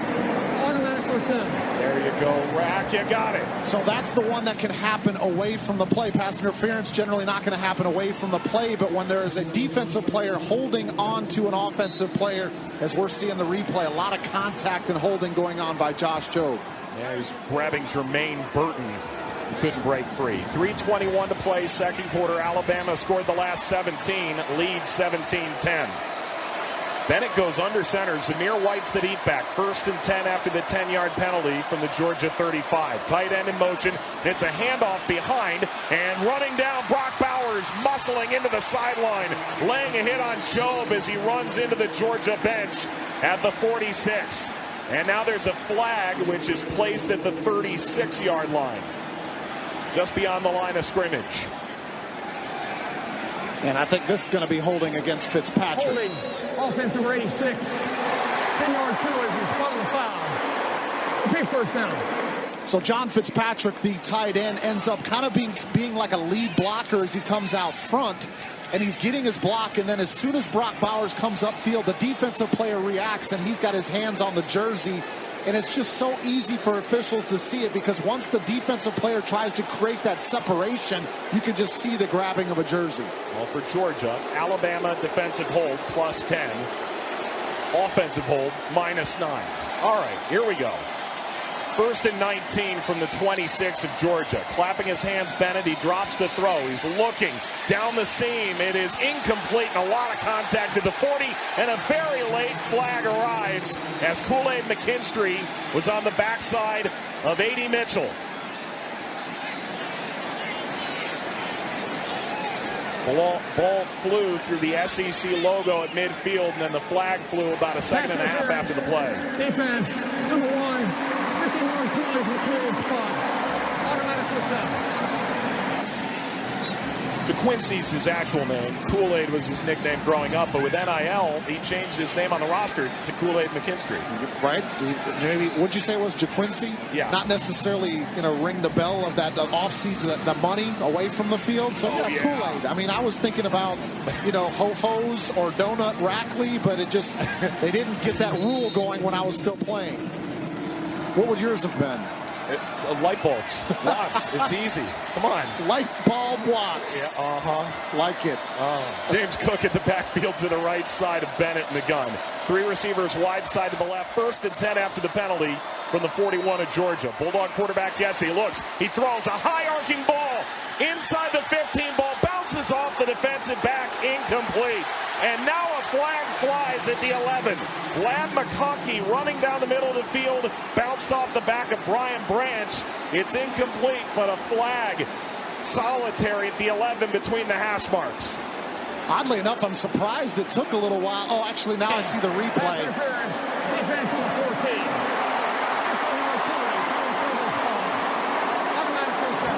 I was kind of surprised, Mike, that there was a delay in the flag, because it looked clear to me, but the back judge was having a problem getting the yellow flag out of his waistband. That's the reason why it took a little bit to get there.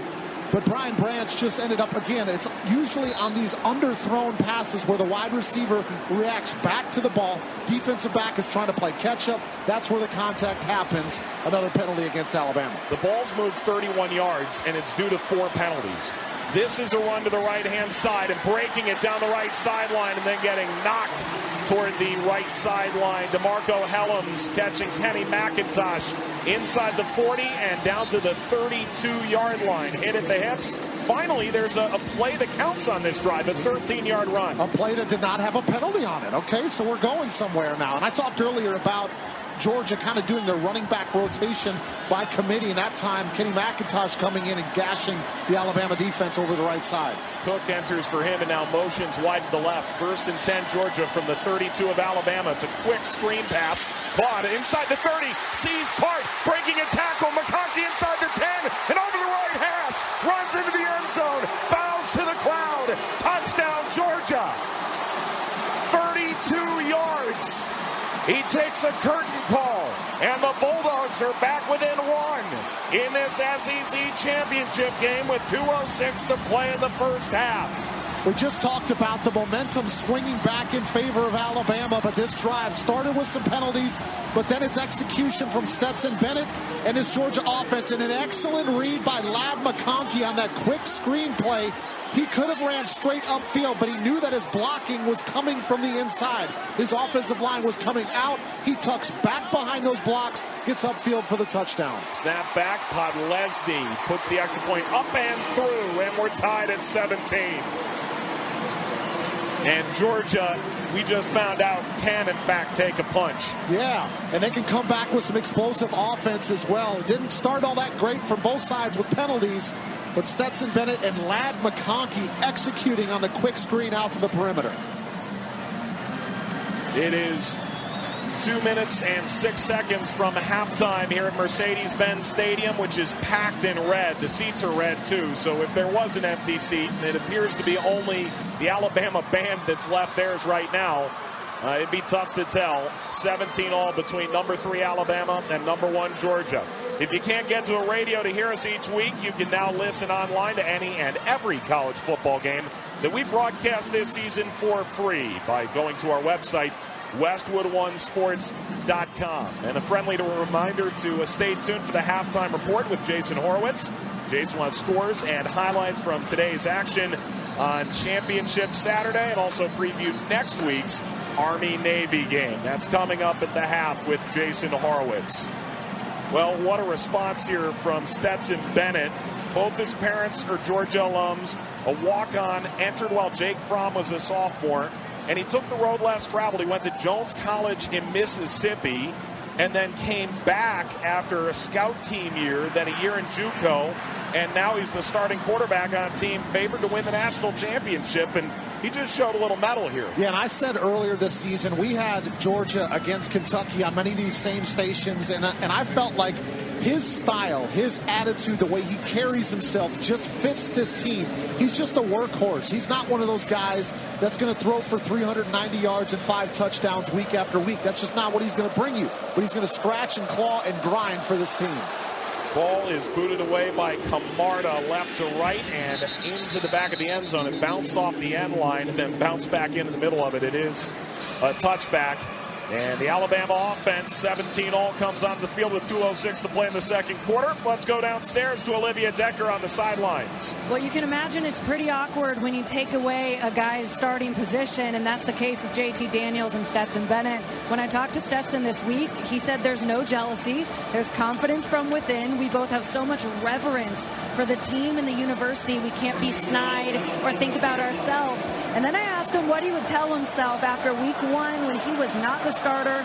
JT won the job, and he said, I would like to think that you prepare every week the same, but we all know that's not true. A different level of responsibilities and expectations. Thank you, Olivia. Getting the ball young. He throws out of the left side flat in the backfield, caught by Billingsley, the tight end, and then he is rammed into the Georgia sideline to the left. And with 1:55 to go on a ticking second quarter clock, game tied at 17, a 5-yard gain to the 30. And it is 2nd and 5, Alabama from their own 30-yard line. 21 plays for 249 in this quarter for the Alabama offense. Getting the ball young, he drops to throw. He's got time, throws, caught left side, breaking a tackle, Robinson, and hops over the line, left sideline, out of bounds. Keely Ringo brought him down after an 8-yard gain, or tapped him out, I suppose. 1st and 10. Clock stops with 91 ticks to go in the first half. Alabama trying to retake the lead over unbeaten number 1 Georgia in the SEC championship game. Robinson to the left of Young, who gets the ball, drops the throw, throws over the middle. It is nearly caught on the SEC logo at midfield, but it falls out of the hands of Billingsley, the tight end. He leapt into the air and had it sort of thrust out of his hands by a defender. Well, it's interesting. I think there was some type of breakdown with the route, because I think that Bryce Young was trying to throw that ball to John Mechie, but he had 2 receivers that were in the same spot, and Jaleel Billingsley reached back behind him to try to make the catch, and I think the ball was intended for the wide receiver. Well, he used all 6'4" to get something on that, but Smith separated him from the ball. Play clock at 12. Young calls out signals at the line of scrimmage. Georgia partisan crowd loud now at Mercedes-Benz Stadium. Low snap of the knees. He gets the ball, fires deep down the left side. He's looking for Williams inside the 20, and it's incomplete. Ringo in coverage went stride for stride. A bomb down the left sideline, a couple of yards off the boundary.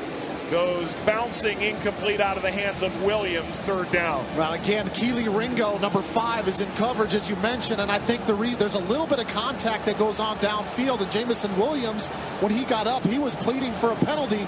But again, I'm telling you, the officials are always going to err in the favor of the defensive player when they turn around and they turn back for the football to try to play the ball. I think Williams may have gotten hit by the turf monster. This is Robinson to the left of Young. 3rd and 10 from the 38 of Alabama. Young gets the ball. He's got time. He pats. He throws. Wide open right sideline. Caught by Mechie. Across the 45 into Georgia territory and runs out of bounds. Unimpeded. Christopher Smith covered a ton of ground from safety. He was totally unmarked. 23-yard gain. Yeah, they end up leaving Robinson in the backfield for extra protection just in case somebody comes. But some reason John Mechie is wide open on the right side of the field near the Alabama bench. And I don't know how you can leave him wide open. He's too good of a receiver.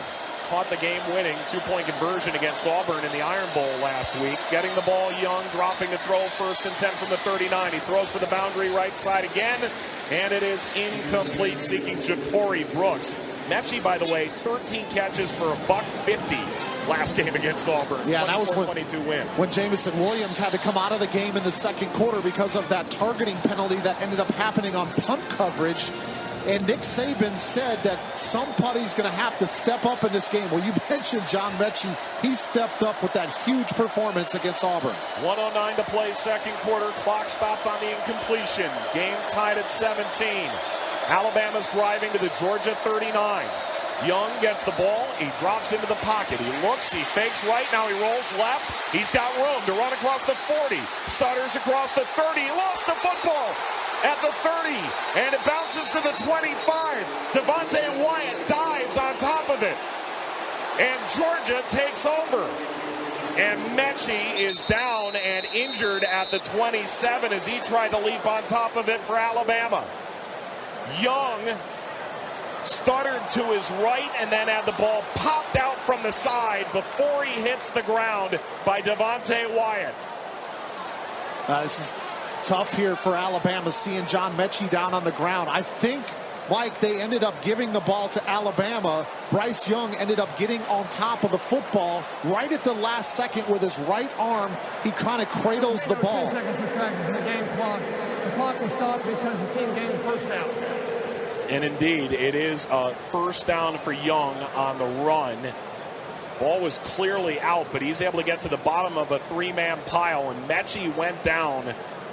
And it didn't look like there was a lot of contact on it either. He wasn't going for the pile. It was while he was in his route. Gosh, I don't like to see this one. And they just showed and Mechie is running full speed. And just like he does so often, he's trying to break down to come out of his route. And then he starts to grab his left leg. And it looks like the training staff is looking at his left knee right now. So for everybody's sake here, not just if you're an Alabama fan, you never want to see a player get injured. We'll get an idea of what ends up happening, and hopefully Olivia can double check on him as he goes to the sidelines. He remains down on the number 30 to our left. He's helped up to his feet by the athletic training staff, of which there are 4 members. And he is being walked across the field to the Alabama sideline. Mentioned he had 13 catches for $150 last week when they needed him most after Jamison Williams was ejected for targeting. He was born in Taiwan, moved to Canada, raised there, high school in Maryland, but a lot of reporting about how most put on for themselves or for their family. He said, I'm putting on for my hometown and my country.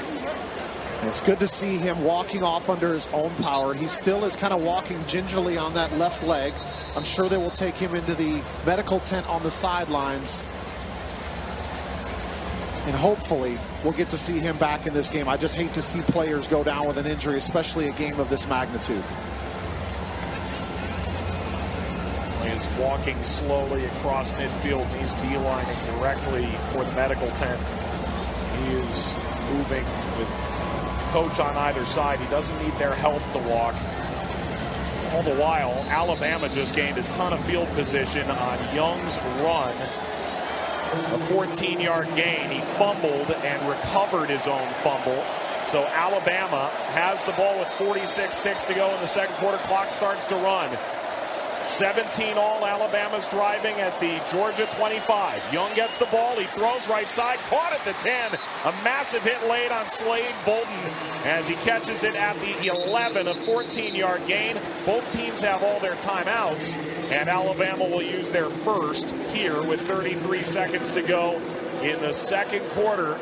And they're driving after Georgia was able to equalize with a touchdown of their own on the previous drive. Alabama had scored 17 in a row after Georgia took a 10-0 lead in this SEC championship game, in which Alabama, for just the 6th time in the last decade, was considered an underdog. Now, Alabama's in great position here because they got 33 seconds left. You talked about it, Mike. That was the first timeout that they've used for the first half. So Nick Saban and Bill O'Brien can basically dial up whatever they want. If they want to try to throw something in the middle of the field, gets tackled inbounds or before the end zone, they can call the timeouts. So their playbook is still wide open. John Mechie is going to go back to the locker room. They're not going to go to the medical tent. He's actually kind of squatting down in the end zone right now. So again, I don't want to speculate, but you'd think if it was truly serious, they'd be going straight back to the locker room. Let's see if Jamison Williams and company steps up in his absence. 1st and 10 Alabama from the Georgia 11. Leary moves to the right side of Young, who gets the snap. He runs to the left, sees it part at the 10, at the 5. He dives over the goal line. Touchdown, Alabama. Bryce Young doing it with his legs.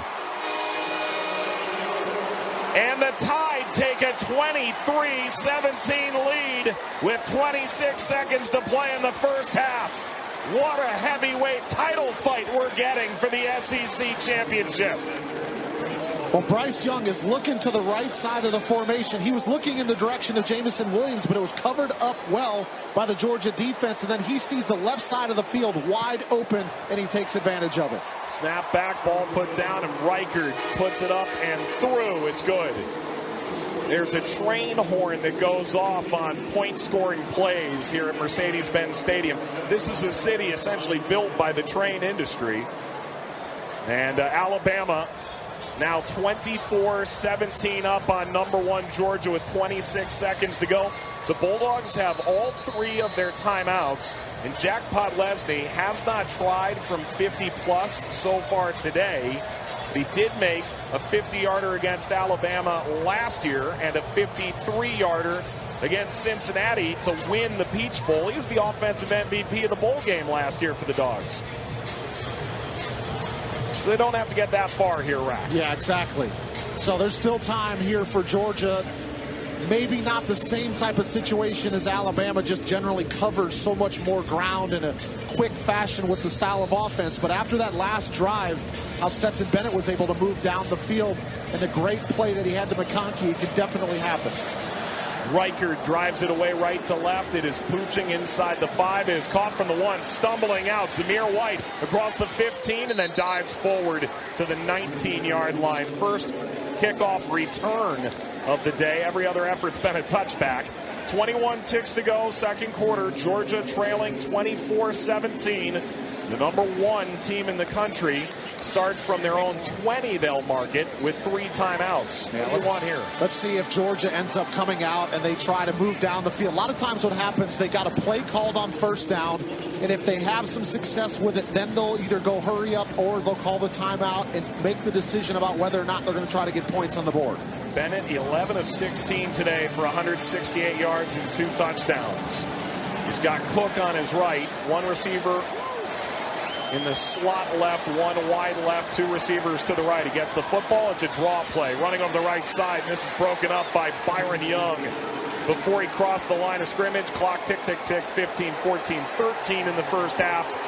And Alabama is running off the field. Georgia's making their way down the tunnel as well. A 10-0 lead for Georgia. A 17-point dominant run by Alabama. Georgia responds and Alabama retakes the lead. And this crowd is going wild for both teams at the Mercedes-Benz Stadium in this SEC championship game as the first half clock expires. Little bit sluggish in the first quarter, especially if you're an Alabama fan, but the second quarter had a ton of action go on. 38 points total scored in the second quarter as Alabama's offense ends up exploding. Bryce Young playing extremely well, 326 yards of total offense and 3 touchdowns. And we talked about Bryce Young not being a running quarterback. How about he's leading Alabama in rushing in the first half? 3 carries, 40 yards, and a touch. Just as we anticipated. Alabama under Nick Saban, by the way, 160-8 when leading at the half. And it's been 11 years since an SEC East team beat a Nick Saban-coached Alabama side. South Carolina in 2010. They're trying to make it 34 in a row against the SEC East champion. That's the end of the first half here in Atlanta with the score. Number 3, Alabama 24. Number 1, Georgia 17. When we return, Jason Horowitz rejoins us from our studios with the halftime report. You're listening to the SEC Championship game on Westwood 1. Welcome back to the Mercedes-Benz Stadium in Atlanta. 5th year that the SEC Championship game has been played here with a massive halo scoreboard and giant triangular boards that are overhead. It's almost 70 degrees at kickoff today, and yet the roof, retractable as it may be, closed for Alabama and Georgia, the number 1 team in the country, trailing at the halftime break 24-17 as Alabama grabbed 17 consecutive points. And after Georgia responded to make it 17 all, Alabama goes right down the field, retakes the lead before halftime. Let's check the halftime stats, sponsored by Samsung. Gift yourself the Samsung Galaxy Z Flip 3 5G and the Galaxy Watch 4. Together, they're a win-win. Holidays open up with Galaxy. Start shopping today at Samsung.com. Mike Watts, Derek Rackley with you to take a look at these stats. Zamir White and James Cook for Georgia have combined for just 11 carries for 48 yards. Stetson Bennett has had good moments, 168 yards passing, 2 touchdowns through the air. On 11 of 16, a touchdown of 32 yards on a screen and run by Ladd McConkey has been the key for them. For Alabama, Bryce Young has run 3 times for 40 yards and a 15-yard touchdown. Bryce Young, 17 of 27 through the air for 286 and 2 scores. John Mechie, 6 for 97 through the air and a touchdown. He was injured late in the first half for Alabama. Jamison Williams, 4 for 112, including a 67-yard TD. We've been breaking records out here, Rack. Yeah, it's been a pretty impressive first half. Bryce Young, you talked about it, 286 passing yards. That's an SEC championship game record for the first half. That broke Cam Newton's record of 281 that was set back in 2010. And then the 38 points combined scored in the second quarter is also an SEC championship game record, breaking the 31 that was scored in 2013 between Missouri and Auburn. So it was off to, mentioned it, was off to a little bit of a slow start, but we had some fireworks there in the second quarter. Most of that led by Bryce Young and his Alabama offense. Conversely, Georgia had allowed 14 points in the last 11 quarters. They've given up 24 already at halftime. So if you're Georgia, you have to be a little bit stunned here. So you're able to respond once, but you're going to have to respond again in the second half if you want to win an SEC championship game, be crowned SEC champions for a 14th time. Yeah, I mean, this is one of those games where, yes, Georgia's defense has been dominant. They probably came into this one, if they're realistic, if Kirby Smart and Dan Lanning are realistic, they're saying, okay, we're facing the most explosive offense that we've seen the entire season. Do we want our defense to play as stingy and shut down as we have the entire season? Absolutely. Are we going to end up probably giving up some plays? Yes, and that's what's happened. And there's been a couple too many times. There's been way too much space with these Alabama receivers that Kirby Smart hopefully is making some of those adjustments during the halftime break. SEC championship game from Mercedes-Benz Stadium in Atlanta. The Bulldogs have returned in their white jerseys, red helmet with that block G on the top on the goal line to our left, to the band playing to our right. The Alabama band is filing back into the stands. By the way, they had that giant Dr. Pepper can on the field, and people were throwing balls into it to try and win tuition. How many do you think you could get in a minute? In a minute, I'm saying 13. Would you snap or throw? Throw. Okay. Throw. Yeah, it's been too long since I've snapped. Okay, fair enough. All right, Mike Watts, Derek Rackley, and Olivia Decker with you in Atlanta. It's 24-17 Alabama over Georgia. The second half kickoff is coming up. You're listening to the SEC Championship game on Westwood 1. Alabama 24, Georgia 17. Alabama with a win here pretty much assures their place in the college football playoff. You'd argue Georgia is already there, but it's that SEC championship crown that has been so tightly contested, that is so desperately desired. Alabama's got the lead over the number one team in the country here at Mercedes-Benz Stadium in Atlanta. Mike Watts, Derek Rackley up here in the booth. Rack, let's go keys to this one. Let's begin in the second half with Alabama. How do they maintain the lead, win the game? Yeah, I think they got to keep protecting up front, Mike. They've been doing a great job because things had broken down for them last week against Auburn. How are they going to rebound? Were they going to be able to give Bryce Young enough time to throw it? I think they've been able to succeed there. Check off the list on that one, but it's got to happen for 30 more minutes. And I think, can Will Anderson affect the second half? Remember, coming into the game, 14.5 sacks, 30.5 tackles for loss. One of the best pass rushers in college football has been held to a mere 3 tackles in this game, and that's it. So can they find a way to get him loose against Stetson Bennett? Now, for Georgia, on the other hand, they've got to find a way to make Bryce Young uncomfortable in the pocket. I talked a little bit about the pass protection. They've got to start finding a way to get in the backfield quicker, force Bryce Young off the mark, get the football out of his hands, or create some of those deflections at the line of scrimmage. And then we talked about it briefly a moment ago, Mike. There's too many Alabama receivers that are wide open down the field, specifically Jamison Williams and John Mechie. Those are two guys that you've got to have at least one, if not two defenders in his vicinity the entire time. Let's catch up with the third member of our crew downstairs, Olivia Decker on the sidelines. I'm still waiting on some news on John Mechie, guys, but Kirby Smart agrees with you, Rack, saying that they got to do a better job getting matched up on all these wideouts. They're not covering them. Bama already has 286 passing yards, but also Kirby Smart adding that Bryce Young is the difference. He already has 40 yards rushing, and they're just not getting pressure on him. I'll keep you up to date on John Mechie news. Thank you, Olivia. Georgia will kick off to begin this second half from right to left off the 35-yard line. The SEC Championship logo is just beneath the 30-yard line. The Crimson Tide logo is at the top of the field at the 25-yard line. On our right, the Georgia logo on the bottom in front of the Georgia bench on the near side of the field. Lining up to kick this away is Jake Camarda. The punter drives it into the end zone. And Alabama's offense, which caught fire in the second quarter, will start 1st and 10 from their own 25-yard line. Mike, I don't want to steal the thunder here from Olivia, but John Mechie has just come back out to the field. He is not being assisted by anyone from the training staff, but he's got a towel wrapped around his neck, and he is not holding his helmet. And the update that we're seeing up here is that he will not return the rest of the game. That is a major loss. 13 catches last week, 6 in the first half for 97 yards.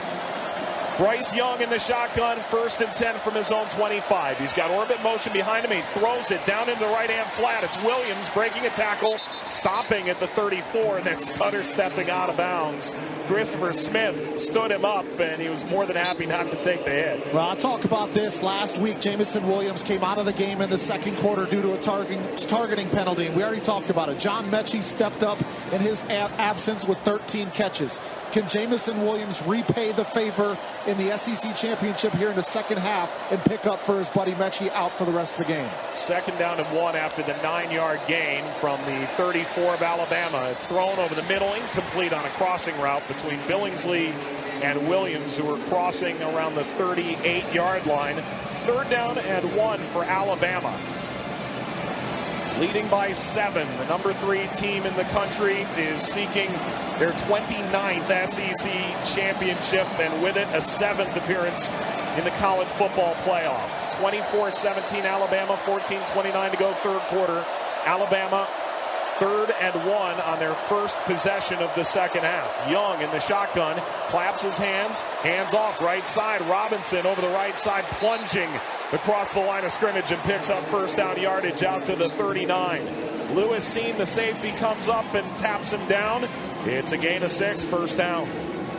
Really good change up there from Alabama. They'd kind of gone exclusively to the passing game in that second quarter when they had so much success. But when you get a 3rd down and 1, you've got to be able to trust your offensive line, and your senior running back in Brian Robinson can pick up a yard in the ground game, move the chains, and give you a fresh set of downs. Bryce Young, who sat behind Mac Jones, now an NFL Rookie of the Year candidate last year, claps his hands on 1st and 10. He gets the ball, hands off right side. Robinson, a bowling ball over the right-hand side, and angles out over the numbers to the 45. And he's brought down by Jalen Carter after a 5.5-yard gain to the 46, they'll call it. Yeah, and that was the area where Alabama, I mentioned, just kind of went away from a little bit in the first half. If they can get that balance again here in the second half, that's going to open up the passing game even more once these linebackers and even safeties have to start coming downhill against Robinson in the run game.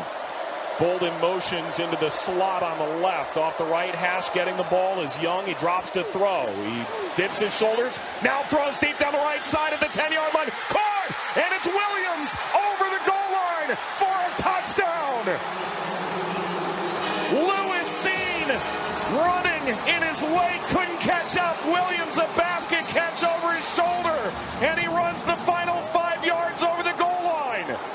And Alabama leads 30-17 with 13:10 to play in the 3rd quarter. Once again, excellent pass protection up front. The right guard and right tackle pass off a stunt from Georgia, but then it's the throw downfield. Jamison Williams was with a beautiful stutter go route here to freeze Keely Ringo, but then Bryce Young just drops this football right in the bucket. You can't ask for a better throw from your quarterback.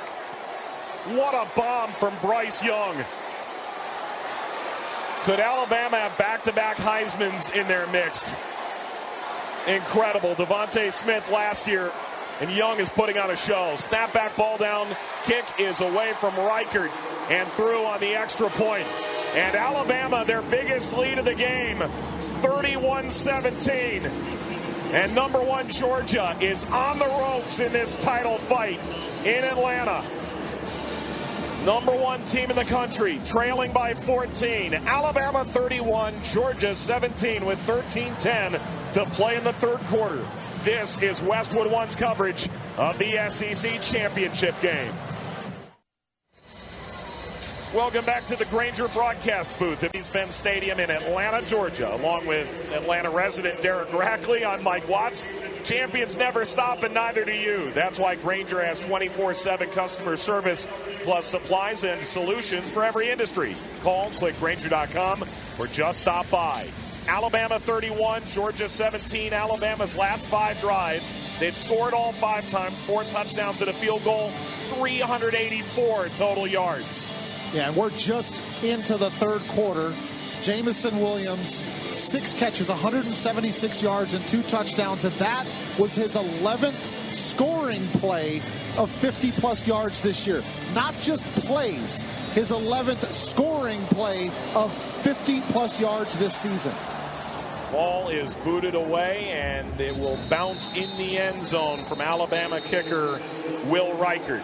Georgia, 16-game winning streak, longest active in FBS. They beat Cincinnati in the Peach Bowl last year, and now they are struggling. The number 1 team in the country facing their biggest deficit rack all season. Yeah, and this is the problem here, is that Georgia wants to ground and pound and use balance to beat you. They don't want to be the team that has to throw the ball 40 to 50 times because they're just not built that way. They don't have the wide receivers that Alabama does that can just truly take the top off the defense. They're going to have to try to find a way to match, but do it in the Georgia way with balance. Alabama leads 31-17, beg your pardon. This is a throw to Bennett on the right side, bobbled and somehow caught on the number 30 at the 29-yard line by George Pickens for a 4-yard gain. Under 13 minutes to play in the 3rd quarter, and Alabama leading this SEC championship game 31-17. 2nd and 6 Georgia from their own 29. Yeah, I think Josh Jobe thought that he had this one broken up. and he thought the ball was going to end up falling to the turf, but George Pickens just stayed with it, kept his concentration on the football, and was able to make the catch down to the ground. Ladd McConkey alongside Bowers on the right, one receiver wide to the left. Stetson Bennett in the shotgun with Cook on his left. Gets the football and hands off, and he's hit as soon as he makes the initial cut. Will Anderson Jr. comes off the backside and blows this play up right on the handoff at the 27. 3rd and 8. That's one of the keys I talked about, is he can find a way to affect the game in the second half, and he comes ripping off the right edge to get a tackle for loss again, number 31.5 on the season. No FBS players at 30-plus tackles for a loss since 2011. Sammy Brown for Houston. He's got 31.5 this year. Cook is in the backfield alongside Bennett, 3rd and 8. McConkey is split wide, motioning in Brock Bowers a wing to the left. Bennett from his own 27 gets the snap. He's got time. He throws left side. It is caught at the 40. Angling between the hash marks across the 40 to the 42-yard line by Jermaine Burton. He's tackled with first down yardage of 15. Josh Jobe brings him to the Atlanta field turf. Well, much like Alabama's been doing, excellent protection up front that time from Georgia to give Stetson Bennett enough time for that route to develop downfield. But then Jermaine Burton, excellent job slicing back in between two Alabama defenders to come back to the football, secure the catch, and pick up the first down. Bennett in the shotgun with Cook to his right. 2 receivers wide side left, 1 short side right. 1st and 10 Georgia from their own 42. Bennett gets the ball. Play action. He's looking left. He throws a rainbow down the left side. Inside the 10. Plenty of contact. Falls incomplete at the 8. And a late flag as Mitchell watches this bounce in front. The coverage from Kool-Aid McKinstry. And now about that yellow hanky. A couple of the officials are still talking about it downfield. I think they're going to confer on whether or not this is a pass interference, and it looks like the final call is going to be pass interference. Defense, number 1. 15-yard penalty from the previous spot. Automatic first down. Here's what I'll tell you is that McKinstry was looking back at the football early in the route, and then as he continued up the field, he just kept his left hand, his left arm on A.D. Mitchell the whole time, even pulling him back just a little bit. And then right at the last second, it's almost like, you know, when you're guilty, you put both hands up in the air like, hey, I wasn't touching him. And now you were touching him. 30 first downs allowed by penalty coming into the game all year by the Alabama defense. That's the 5th of this game. Double their average. Cook comes into the game with McIntosh flanking either side of Bennett in the shotgun. 1st and 10 from the 43 of Alabama. The Georgia quarterback gets it, throws to the left, caught. Cook is brought down at the 38 as he lowered his shoulder running toward the sideline. Brian Branch brings him to the turf after a 5-yard gain. 2nd and 5. For whatever reason, Mike, there's still over 10 minutes left in the 3rd quarter. I feel like after that penalty, it's almost like this is a must score for Georgia. The way that Alabama has been marching up and down the field and ripping off explosive plays in touchdowns, it's like you can't afford to get down here and just kick a field goal against the way Alabama's playing right now. This is snapped into the face mask of Bennett, and it bounces out to the 40. Who's on top of it? There's a flag down as well. Brian Branch runs over to it, the Alabama nickel. False start. Offense, not all 11 players were set for a full second. 5-yard penalty. Remains 2nd down. Georgia just saw their light flash in front of their eyes. Because there was a clear recovery by Alabama, but this is a dead ball foul. They didn't have everybody set, and the ball comes back and literally hits Bennett in the face mask, falls down, and Brian Branch is the one that recovers it. I mean, you can't ask for a better penalty than what they just had. Is that ever a thing? Like, thank goodness for a false start? The ball comes back to Bennett and hits him squarely in the top half of his face mask and the crown of the helmet. Unreal. 5-yard penalty, best penalty the Bulldogs have ever had. McIntosh comes into the game. Bennett fields this snap, throws a slant, caught over the middle, diving face first into the ground by Brock Bowers inside the 35, and he's down at the 31. First down, Georgia from the Alabama 31, 9:42 to go, third quarter. And Alabama leading 31-17. Bulldog quarterback gets the ball. Bennett drops to throw. He looks. He's evading the rush to the right-hand side. Across the 35, he throws a bullet to the back of the end zone. Incomplete over Bowers. Brian Branch was tussling with him in the end zone. Incomplete.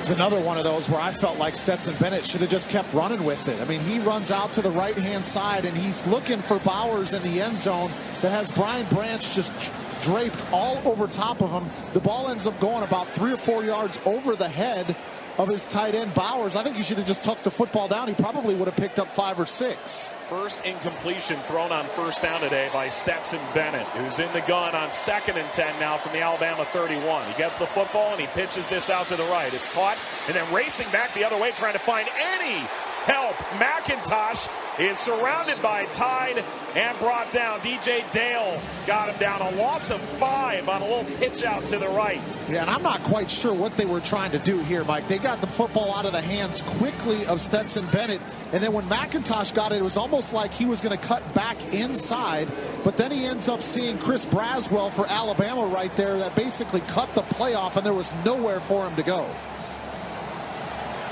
The minority in this building are Alabama fans, but they're loud right now from behind the Georgia quarterback. 3rd and 15 from the 36 of Alabama. Bennett claps his hands, drops the throw under pressure. He rolls forward. He's got a block. He's pointing for that block across the 25, running toward the sideline, toward the first down marker. And Helms got a piece of him, knocks him out of the 21. That's what they needed. And it comes down to the spot. It looks like they gave it to him. Chains are moving. First down. That's what I was talking about in the first half, Mike. This quarterback just fits the mold of this team. He does what they need him to do. This is not the best play for your quarterback. Looks like they're going to review the spot here to see if Stetson Bennett truly ended up gaining the first down. I'm looking at a replay right here. It's DeMarco Helms that comes to make the tackle on him. In the first cut that I've seen, I don't think that there's enough to turn this over because it looks like his left foot is inbounds. His right one is up in the air. He's reaching a little bit. I don't see anything here from what I've seen that's going to overturn this. Well, I hope they have insurance on the pylon cam for the first down marker because CBS just lost a lot of money. He knocked that right offline. The quick reminder that tomorrow night at 7:30 p.m. Eastern, it's Sunday Night Football on many of these same stations. Ryan Radke and Ryan Harris will have all the excitement live from Arrowhead Stadium as the Kansas City Chiefs host the Denver Broncos. Log on to WestwoodOneSports.com for more details. If it's Sunday Night Football, it's on Westwood One. The crowd here is beginning to applaud. I believe it's the Georgia fans as to your point, leaps forward. The runner was down at the 21.5-yard line. They'll make it 4th down, 1/2 of the yard. Whoa. Instead of a 1st and 10 from the 20, it is 4th and 1/2 a yard from the 21.5. Georgia this year on 4th down, 56%, 10th in the SEC. I think this is the right decision to leave your offense on the field, and I would not be surprised if you see Stetson Bennett go up under center, and this ends up being a quarterback sneak, or you just trust your offensive line, maybe even put your tight end in the backfield as a lead blocker and pick up this first down.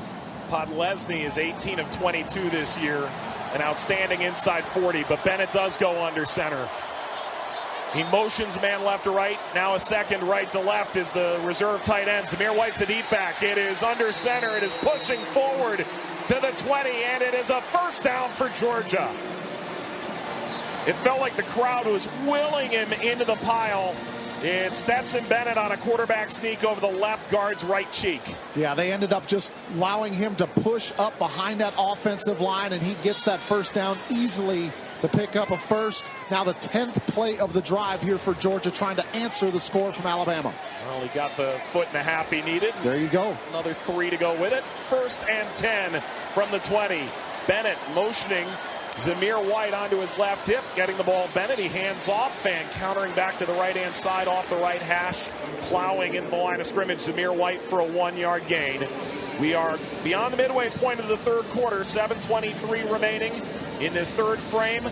Number 3 Alabama 31, number 1 Georgia 17, with the Bulldogs driving into the red zone. Yeah, so far obviously this drive is not concluded, but Georgia's done everything that they needed after Alabama scored, was to come back out on the field, put a drive together offensively, and give themselves a chance to put 7 points on the board. A drive of over 6 minutes in length.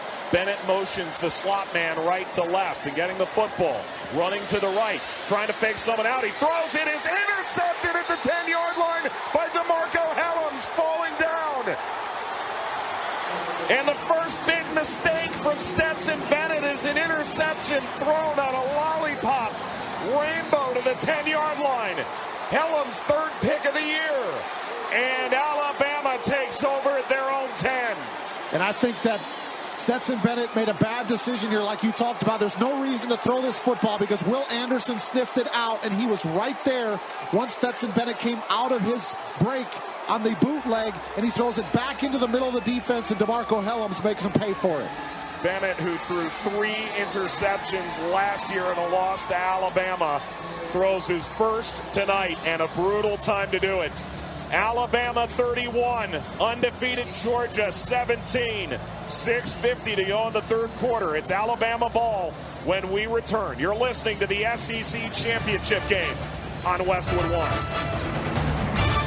We head back to Atlanta. Mike Watts, Derek Rackley, and Olivia Decker. Thank you very much, Jason. Let's go down to Olivia on the sidelines. Guys, safety DeMarco Helms being swarmed by teammates on his walk back from the field. He jumped up on the bench and yelled to the crowd, "Bama's here, Bama's here," and I don't think any truer words sum it up better. Wow. All right, 6:50 to play third quarter. 31-17 Alabama. Alabama ball after the interception by Bennett. Young gets the low snap and throws with all the window dressing of motion around him, and catching this ball, Jamison Williams off the right-hand side gets popped into the sideline. Keely Ringo pushes him out after a gain of 8 to the 20-yard line. 2nd and 2. I think Bill O'Brien's trying to get the ball in the hands of his playmakers, just finds a way to get the ball to Jamison Williams, and a really nice block out in front at the point of attack by his buddy, wide receiver Slade Bolden, to get him around the corner. Young in the pistol, claps his hands, gets the ball, he fakes the handoff, he's under pressure, he steps away, rolls to the left, fires deep down the left side, coming back to the ball, it's incomplete at the 45.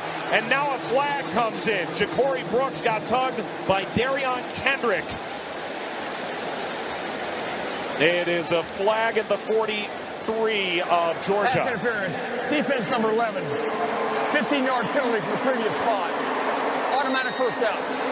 The former Clemson Tiger, once upon a time played in the College Football Playoff Championship against Alabama in 2018. Yeah, and he's just grabbing on to the right arm here of Ja'Cory Brooks, and Darion Kendrick, after the play, puts his hands up in the air like he made a great play, and the replay just shows both hands just holding on to that of Ja'Cory Brooks. Just a leisurely hand-holding stroll through just Atlanta. out for a walk down on the field in Atlanta.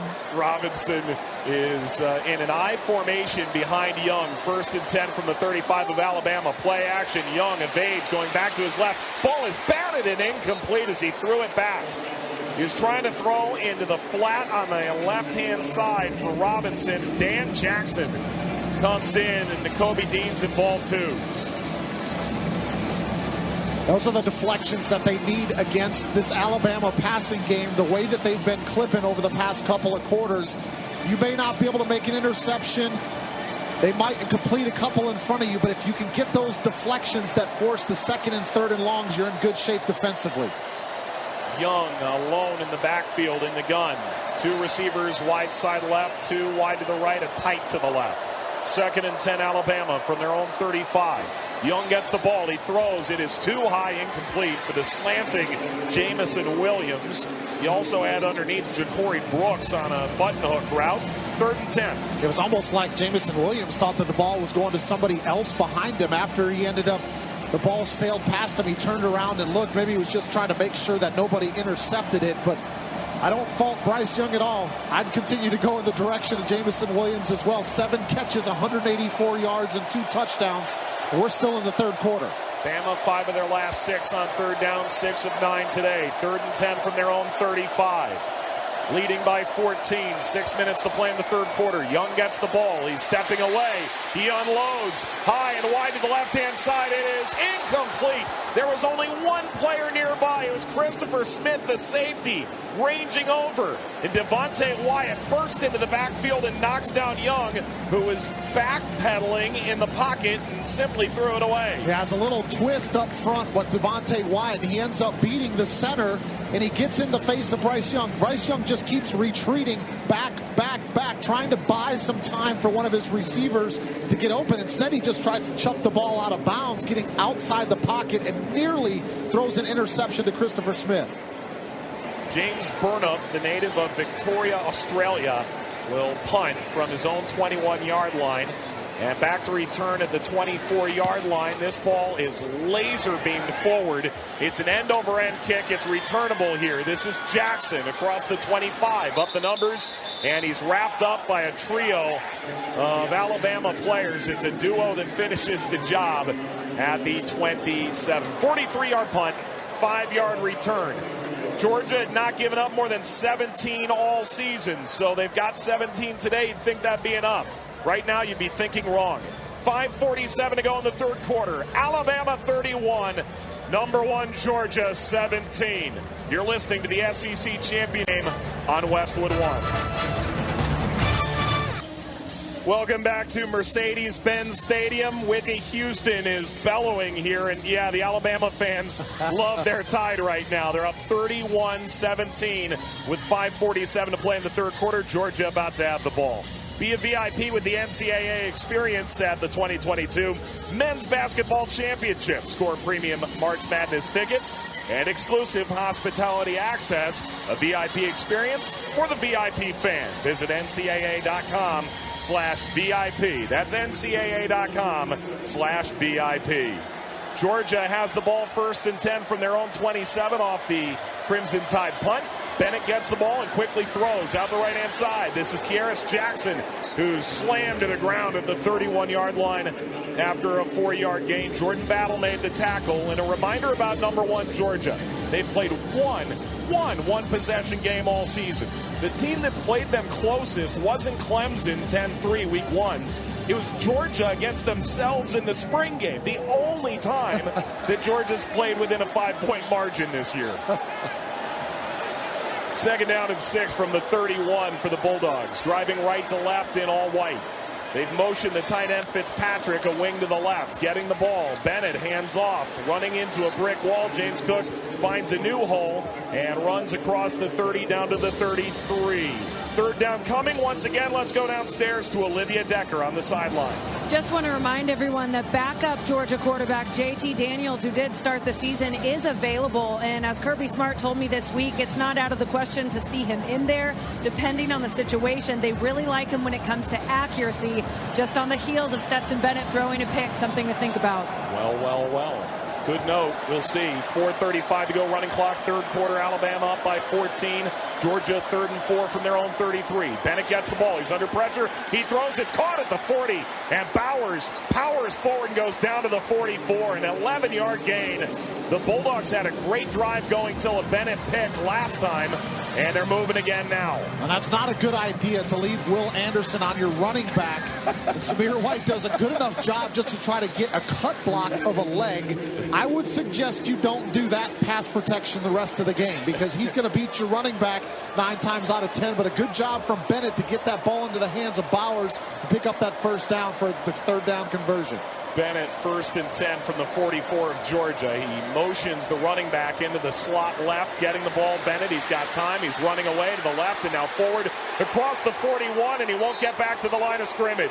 Fedarian Mathis comes in and brings him down. The sack at the 41.5. We'll see a loss of a couple.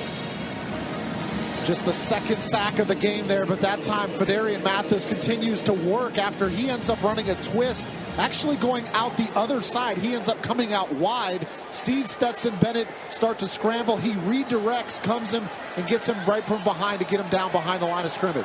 That is his 8th sack of the year. By the way, Will Anderson, this is his 2nd collegiate season. He's got 28 sacks and 59 TFLs. Bennett gets the ball on 2nd and 11. He's rolling to the left. He's going to run across the line of scrimmage. 45 across midfield, and then leaps into the sideline. No one was near him. I think he's just trying to make it perfectly abundantly clear that he got the first down. He's into Alabama territory, and the Georgia former walk-on senior quarterback has a first down at the 46. Now, they robbed him of it the last time, but Marcus Rosemy-Jack-Saint gets a good block, sees that Stetson Bennett's going to go ahead and tuck it down and run with it, and he just ends up blocking the corner that's over the top of him to give Bennett enough room to pick up the first down. McIntosh stays in the game at running back. It was a pistol, now it's the shotgun. Getting the football, Bennett hands off. McIntosh across the 40s, breaking it left and across the numbers, brought down to 35. Jordan Battle brings down Kenny McIntosh after a 12-yard gain. First down, Georgia. Now, Georgia ended up catching Alabama on a little bit of a stunt up front. The defensive tackle to that side, Tim Smith, actually slanted outside, basically just opening up the hole, helping the offensive line create that seam. And then, as you mentioned, Kenny McIntosh gets straight north and south, picks up another first down. So Georgia's going to have to continue to use that running game to their advantage. Approaching 2 minutes left, third quarter, Alabama up 31-17. Georgia's driving right to left.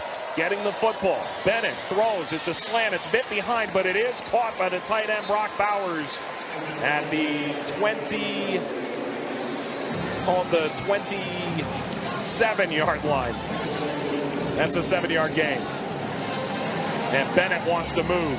Stetson Bennett back in the shotgun. 3 receiver set. He gets the ball, hands off. McIntosh cuts back inside as he angled toward the tackle.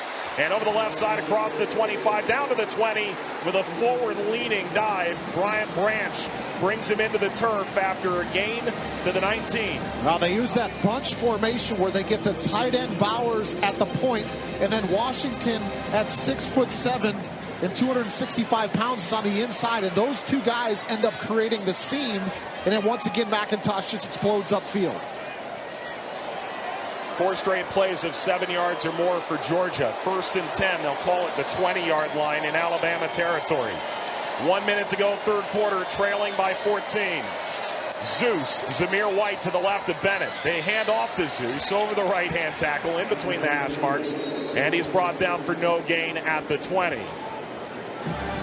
Byron Young, all 6'3", 292 of them in on the stop. Well, they tried to run that same bunch formation, but they split it all the way out to the left side of the formation, outside of the numbers, thinking that they're just going to pull an extra linebacker or safety out of that tackle box. But Alabama does not bite on it. They're right there to make the tackle right around the line of scrimmage. Alabama's won 6 in a row against Georgia. That's the longest streak in the entire series history. Alabama leads 51-25-4 all time.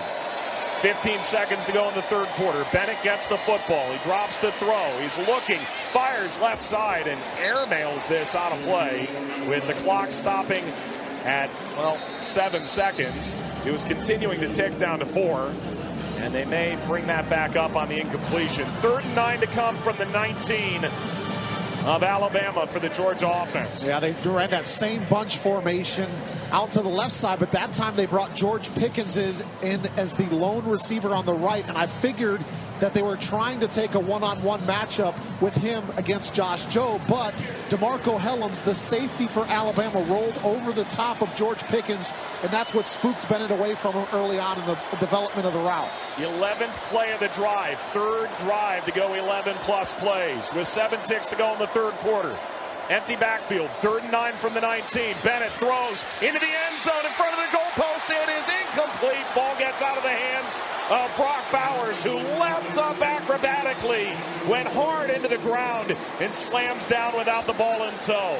2 seconds left, third quarter. Battle and Hellams were bracketing the big tight end. I think it was a great decision for Bennett to go to his tight end down the seam, down the middle of the field. He throws it exactly where he needs to, but it was the coverage this time Right at the last second, DeMarco Helms comes in again with the contact to rake the football out of the hands of Brock Bowers.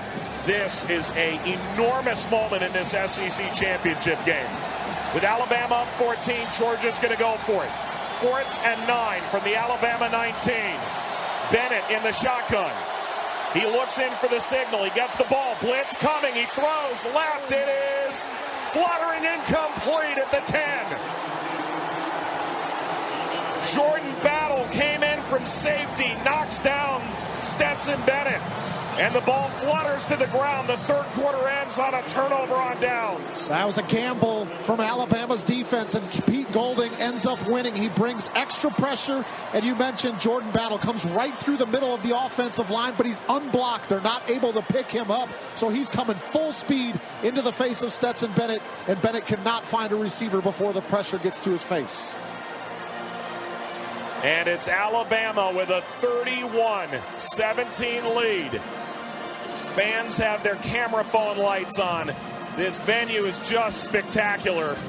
And this SEC championship game has been better than anticipated. And it's been anticipated for a year. That's the end of the third quarter. Alabama 31, Georgia 17. You're listening to the SEC championship game on Westwood 1. Welcome back to Mercedes-Benz Stadium in Atlanta, Georgia, along with Derek Rackley and Olivia Decker. I'm Mike Watts. Our score with 15 minutes left to play in regulation, at least, in the SEC Football Championship. Alabama 31, Georgia 17. The start of the fourth quarter is sponsored by Geico. Whether you rent or own, Geico makes it easy to bundle home and car insurance. Having a home is hard work, so get a quote at geico.com. Easy. Well, Alabama trying to slay the number one team in the country here and win their 29th SEC championship. They have 9 wins all time against the number one team, 6 under Saban. Is this really that much of a shock, Rack? I wouldn't say it's a shocker. I mean, we talked about this one before the game. Alabama's been in this position before. They know how to play in the SEC championship. They know how to win the SEC championship. And this is why, guys, and I don't want to take anything away from Georgia, this is why Georgia players decide to sign on that dotted line to play in Athens. The same thing can be said in Tuscaloosa. They want a chance to play in and win this game.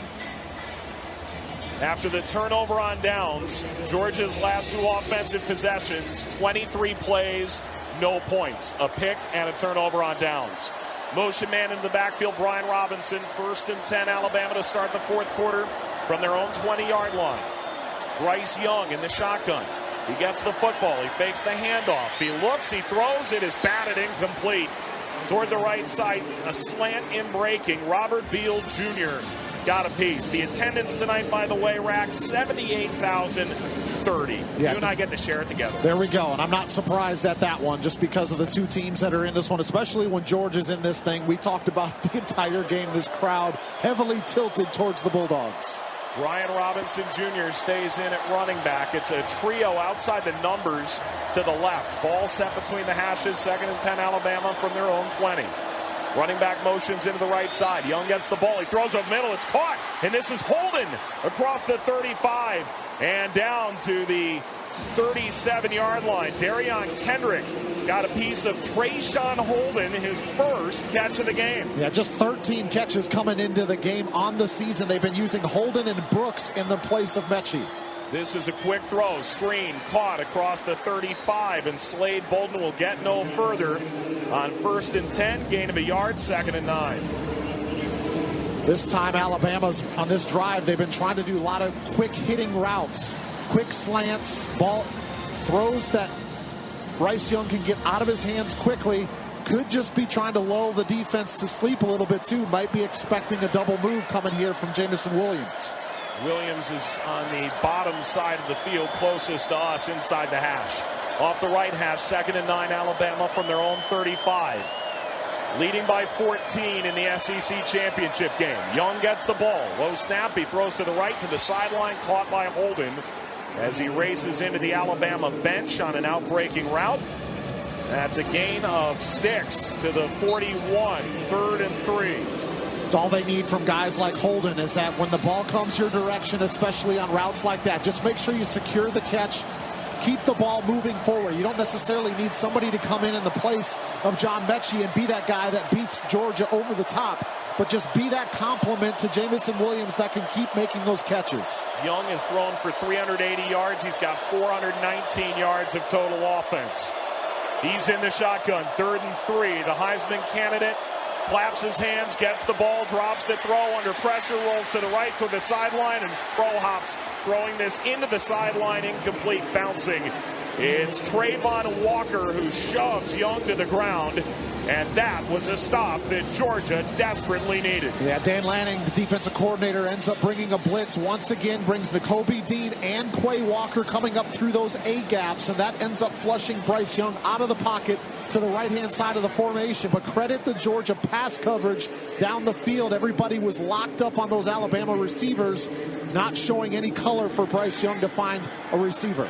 James Burnap stands at his own 26 to punt. He'll punt right to left in this domed venue. He gets the snap, and he'll drive this away. It's a knuckling punt. Fair catch called for at the 20 and recovered there by Kieris Jackson. 39-yard punt, no return. Nick Saban coached Alabama teams are 160-4 when they lead by 14 or more. That's the case now in the SEC championship game. 13-16 to play. Number 3 Alabama 31, number 1 Georgia 17. This is Westwood One's coverage of the SEC championship game. Atlanta, Georgia, the site at Mercedes-Benz Stadium. Number 3 Alabama 31, number 1 Georgia 17. With 13-16 to go in the fourth quarter, let's pause 10 seconds for station identification.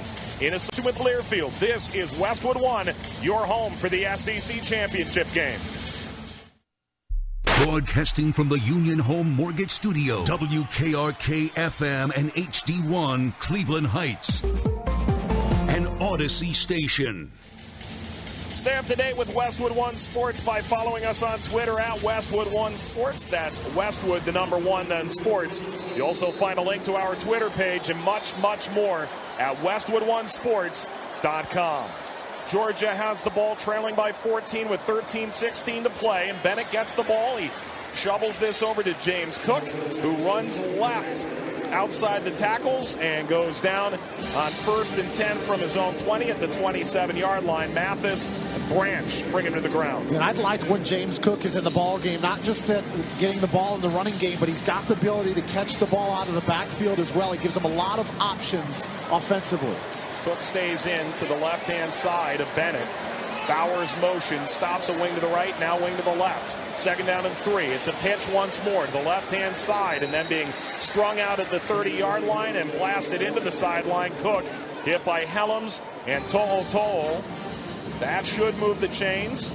He's at the 31. Yes, 1st down, Georgia. Mike, you and I talked during the break that Georgia's been able to move the ball here in the second half. They've just not been able to cap these drives off with scoring. There's 12 and a half minutes left in this game. They got to continue to keep picking up first downs, but Stetson Bennett got to make great decisions, and they got to find a way to punch the ball into the end zone for a touchdown and just take it one score at a time. Clap of the hands, 2 linebackers race toward the line of scrimmage. 2 down players, 2 stand-up ends. Clapping his hands again. Bennett on 1st and 10 from his own 31. Throws over the middle. It's intercepted. And it's run back Jordan Battle. Down the numbers. 20, 10. He's got a block at the 5. He's into the end zone, angling to the pylon. Touchdown, Alabama. A 40-yard interception return for a score. And Alabama, who trailed early, have had an incredible comeback. And now they lead by 20 with 11:59 to go, en route to another SEC crown. Well, a lot of this has to do with Alabama's defense just not convinced that Georgia can run past them in the passing game. So what happens? Your safeties start sitting on routes. That time, Jordan Battle, he's playing this left safety position to the wide side of the field. He basically takes one step back at the snap, but then reads the eyes of the quarterback and just undercuts it for the pick 6. Good snap, good hold. Kick is away and good from Will Reichard. What if I told you that was Jordan Battle's 2nd 40-yard pick 6 of the year? He did it against Mississippi State. Pretty good number for him. Yeah, so just plant him there. All right? 21-point Alabama lead, 38-17. And number 1 Georgia is in deep, deep trouble in this SEC championship game with 11:59 to play in the fourth quarter. You're listening to the SEC championship game on Westwood 1. Welcome back to the Grainger broadcast booth at Mercedes-Benz Stadium in Atlanta, Georgia. Along with Derek Rackley and Olivia Decker, I'm Mike Watts. Winning teams know everyone can use a helping hand. Let Grainger help you with 24/7 customer service, free tech support, and supplies and solutions for every industry. Call, click, or stop by Grainger today. There are a lot of ways people thought maybe Alabama could win this game. But being up 38-17 with 11:59 to go is not one of them, Rack. Yeah, and this looks like the position where if Georgia gets the ball back, we might see a different quarterback with some of the decisions that Stetson Bennett has been making. Ball is driven away by Reichard, and it will go into the end zone, angling to the left sideline. And it's a touchback. It belongs to Georgia here. 1st and 10 from their own 25. Once again, let's go downstairs to Olivia Decker on the sidelines. So Alabama safety Jordan Battle with his 3rd interception of the year. That one, he took it all the way home. He rushed back to the sideline, held the championship belt up to this crowd, silencing many, getting more excited. Other players going up to Lee Corso, who's on the sideline today.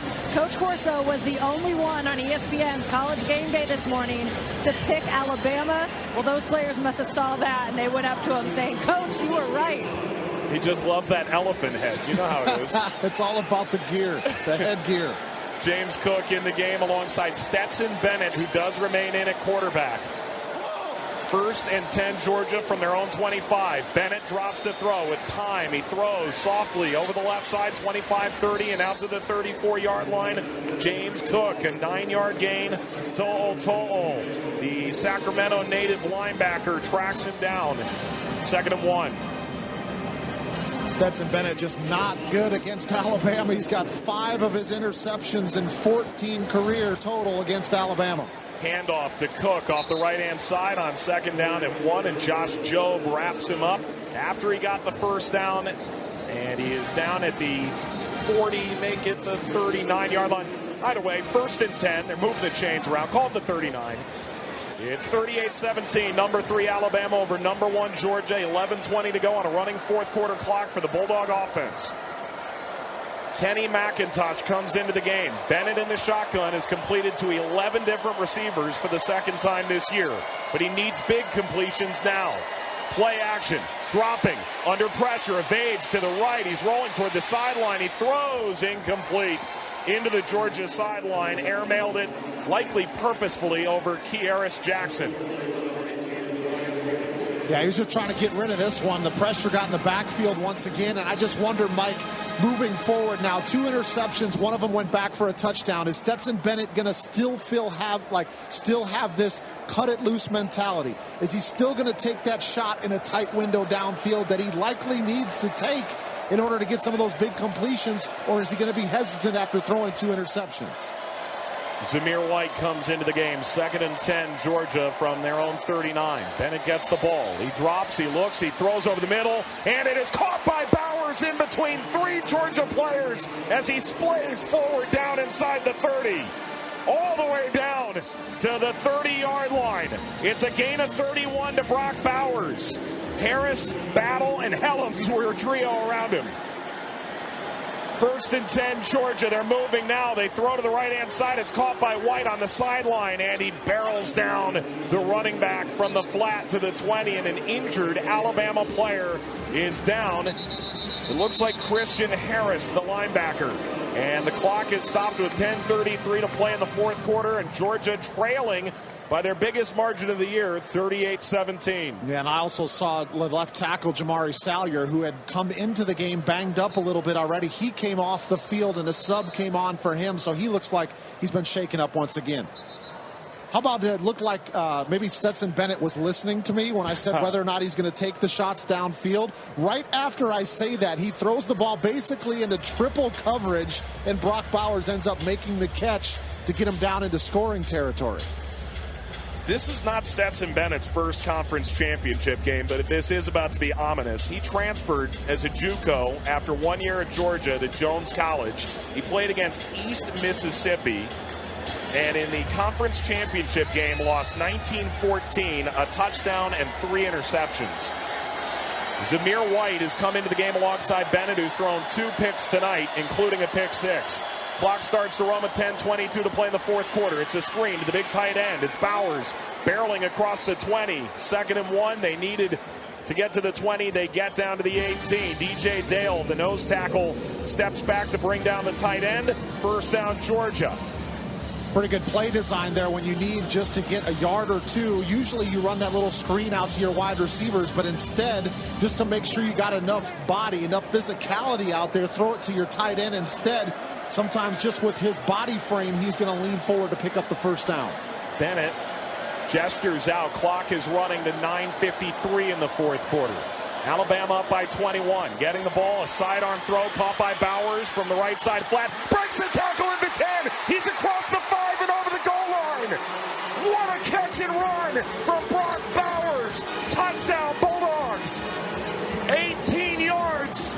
And that may be the start of a season, perfect season, saving rally.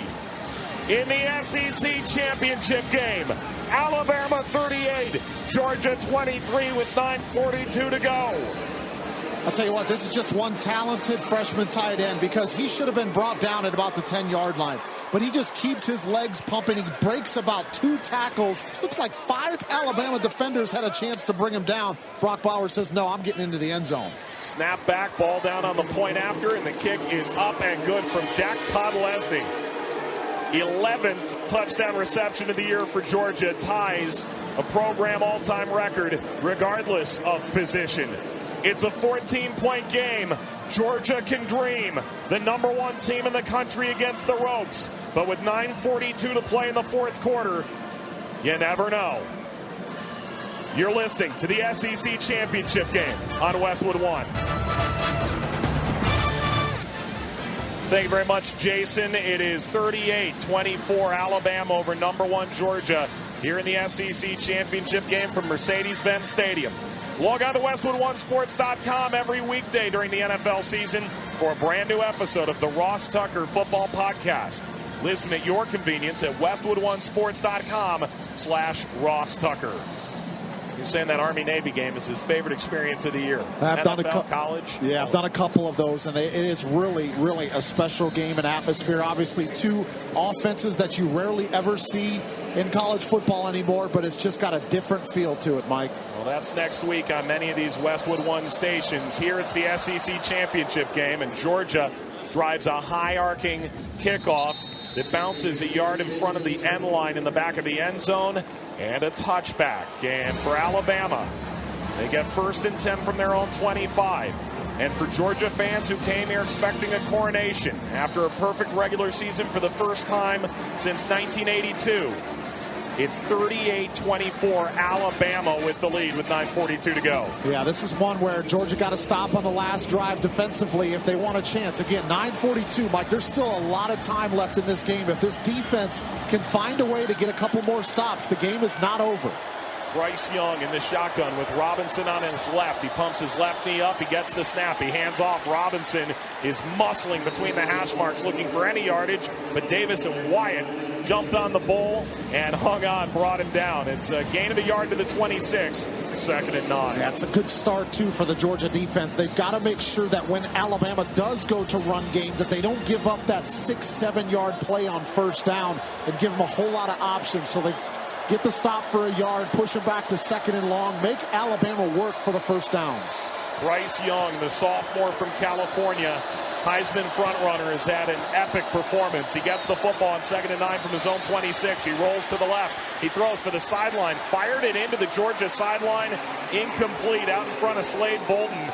And just like that, 3rd and 9 with 9:01 to play in the fourth quarter. Alabama up 14 with the ball. Georgia defense did such a great job all season long getting 3 and outs. If they ever needed one, it's right now to get a quick 3 and out. They have not been able to do it today. Can they get it on this drive? Deafening roar from the Georgia faithful to make up 80% of the building. Young motions Bolden left to right. It's a trio of receivers to the right. On 3rd and 9, getting the ball, Young drops, throws for the sideline, caught at the 30. Bolden is racing toward the first down marker over the sideline, and he is short at the 34-yard line. They needed the 35, a gain of 8 on 3rd and 9, 4th and 1. Is Alabama really going to go for this? Because the offense hasn't moved. I was going to say Nick Saban was thinking about it, but he is going to bring his punt team out. You cannot go for it on 4th down deep in your own territory, holding a 14-point lead. So they got to bring the punt team out. Georgia gets the stop that they needed, but just barely, Mike. Play the percentages, Coach. I think he knew he was going to punt all the time. I think he was fussing at the officials on the spot. He was doing that for us. James Burnup is back to punt. The Australian rolls to the right, now fires a punt. A fair catch called for the 21 for Georgia, and caught on the number 2 and 20 back in Georgia territory. And that is where the Bulldogs begin. A 45-yard punt, no return, fair caught by Kearis Jackson. Georgia trails by 14, but things could get real interesting in short order. 8:16 to go in the 4th quarter. Number 3 Alabama 38. Number 1 Georgia 24. You're listening to the SEC Championship game on Westwood 1. Welcome back, everybody. Alabama 38, Georgia 24. And the Crimson Tide looking for their latest SEC championship party. 8:16 to play, but Georgia's got the ball, and they're on the comeback trail as the number 1 team in the country. On Monday night, the New England Patriots face the Buffalo Bills from Highmark Stadium in Orchard Park, New York. Join Kevin Harlan and Kurt Warner for all the action. Pre-game coverage with NFL Network's Rich Eisen kicks off at 7:30 p.m. Eastern Time on most of these same stations. Log on to WestwoodOneSports.com for more details. If it's Monday Night Football, it's on Westwood 1. Big moment for Georgia. You need something here. Yeah, the possessions are kind of dwindling down, even though the defense got a quick stop there. 8:16 left in the 4th quarter, down by 2 scores. So it doesn't necessarily have to be like a 3-play touchdown drive, but they just don't have a whole lot of time to be putting together 11-play drives that take a ton of time off the clock. But getting the 7 points is the most important.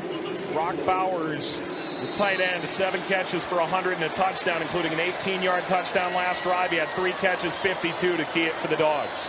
1st and 10 Georgia from their own 21-yard line. McIntosh and Cook in the game. Bennett drops to throw. It is caught by Bowers in between the hash marks of the 35, and he muscles forward down to the 40. With Jordan Battle and Christian Harris trying to rip the ball free. Gain of 19. 1st down, Georgia. It almost feels, Mike, like Stetson Bennett saying, all right, if I need to play in the passing game, I got to go in the direction of 19. He just keeps making plays. There's been a couple of catches, not so much that one. That was a good throw from Stetson Bennett. But there's been 2 catches in this game where Bowers has made an unbelievable adjustment to make a catch on the ball, and he continues to rack up catches and yards. 7:45 to go, 4th quarter. Alabama leads 38-24. Georgia's got the ball. Bennett drops to throw. He throws over the middle, and again, it's Bowers catching at the 45 over the middle and gets across midfield to the 49, a gain of 11. Jordan Battle makes the tackle on the SEC logo at midfield. 7:32 to go, running 4th quarter clock. Georgia trailing by 14. 1st and 10 from the 49. It's dumped into the backfield off the right-hand side, incomplete for Kenny McIntosh. Bennett's thrown for 321 today, a career-high 3 touchdowns and 2 very costly interceptions. Yeah, Bennett fortunate, too, that he got that football out of his hands because Tim Smith was coming right behind him, and if he would have held on to that football for a second longer, that was likely going to be a strip sack from Smith. The clock stops with 7:24 to play in the 4th quarter of this SEC championship game in Atlanta. Georgia, the favorite. How rare is that Alabama's a dog? 6th time in the last decade plus. Bennett gets the ball on 2nd and 10 from the 49.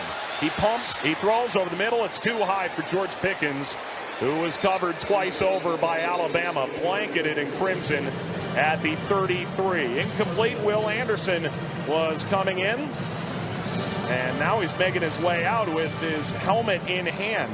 Yeah, helmet came off during the play, so he's got to take at least 1 play off unless it comes off due to a penalty. And that one came off right at the last second. It was almost like Stetson Bennett's foot, his cleat, ended up taking his helmet off. a little back heel, a little Atlanta United. Sort of popped it off from the chin. 3rd and 10, and the best pass rusher for Alabama is stuck off the field. From the 49 of Alabama, motion man is Pickens, slot right. Getting the ball, Bennett drops to throw. He's under pressure. He throws from the line of scrimmage. It is high off the outstretched arm of George Pickens and into the Alabama sideline. Incomplete. 4th and 10. McKinstry with the coverage. He's been called for a couple of penalties in this one, and he had a little bit of a hold. Looked like right at the last second, George Pickens got up, and he was trying to argue that his left arm was getting held. I think he had an argument. 4th and 10, Georgia from the Alabama 49. The offense hasn't moved. Mike, if I'm Alabama's defense, I'm finding Brock Bowers right now, and I'm bracket covering him because that's likely where Stetson Bennett's going to look first. Bennett in the shotgun. Bowers in the game to the right, and somebody jumped on the left-hand side of the line. Looks like Salyer. I think the left-hand side of the line. False start on the offense, number 69. 5-yard penalty. It remains 4th down. It's going to make it even harder here for Georgia. They got to get to the Alabama 39-yard line for a first down. Oh, wow. They're sending on the punt unit. And I think Kirby Smart's looking at the field position here, saying if 15 yards to go, we don't pick up the first down, we're going to give Alabama the ball at our own 45. And we're going to have to play field position and hope that our defense can get another quick stop. 2 offensive linemen are the up guys. Jake Camarda is the punter. He catches the ball at the 32, walks forward, kicks it from the 35, left to right. High arcing punt is snagged at the 13 by Slade Bolton.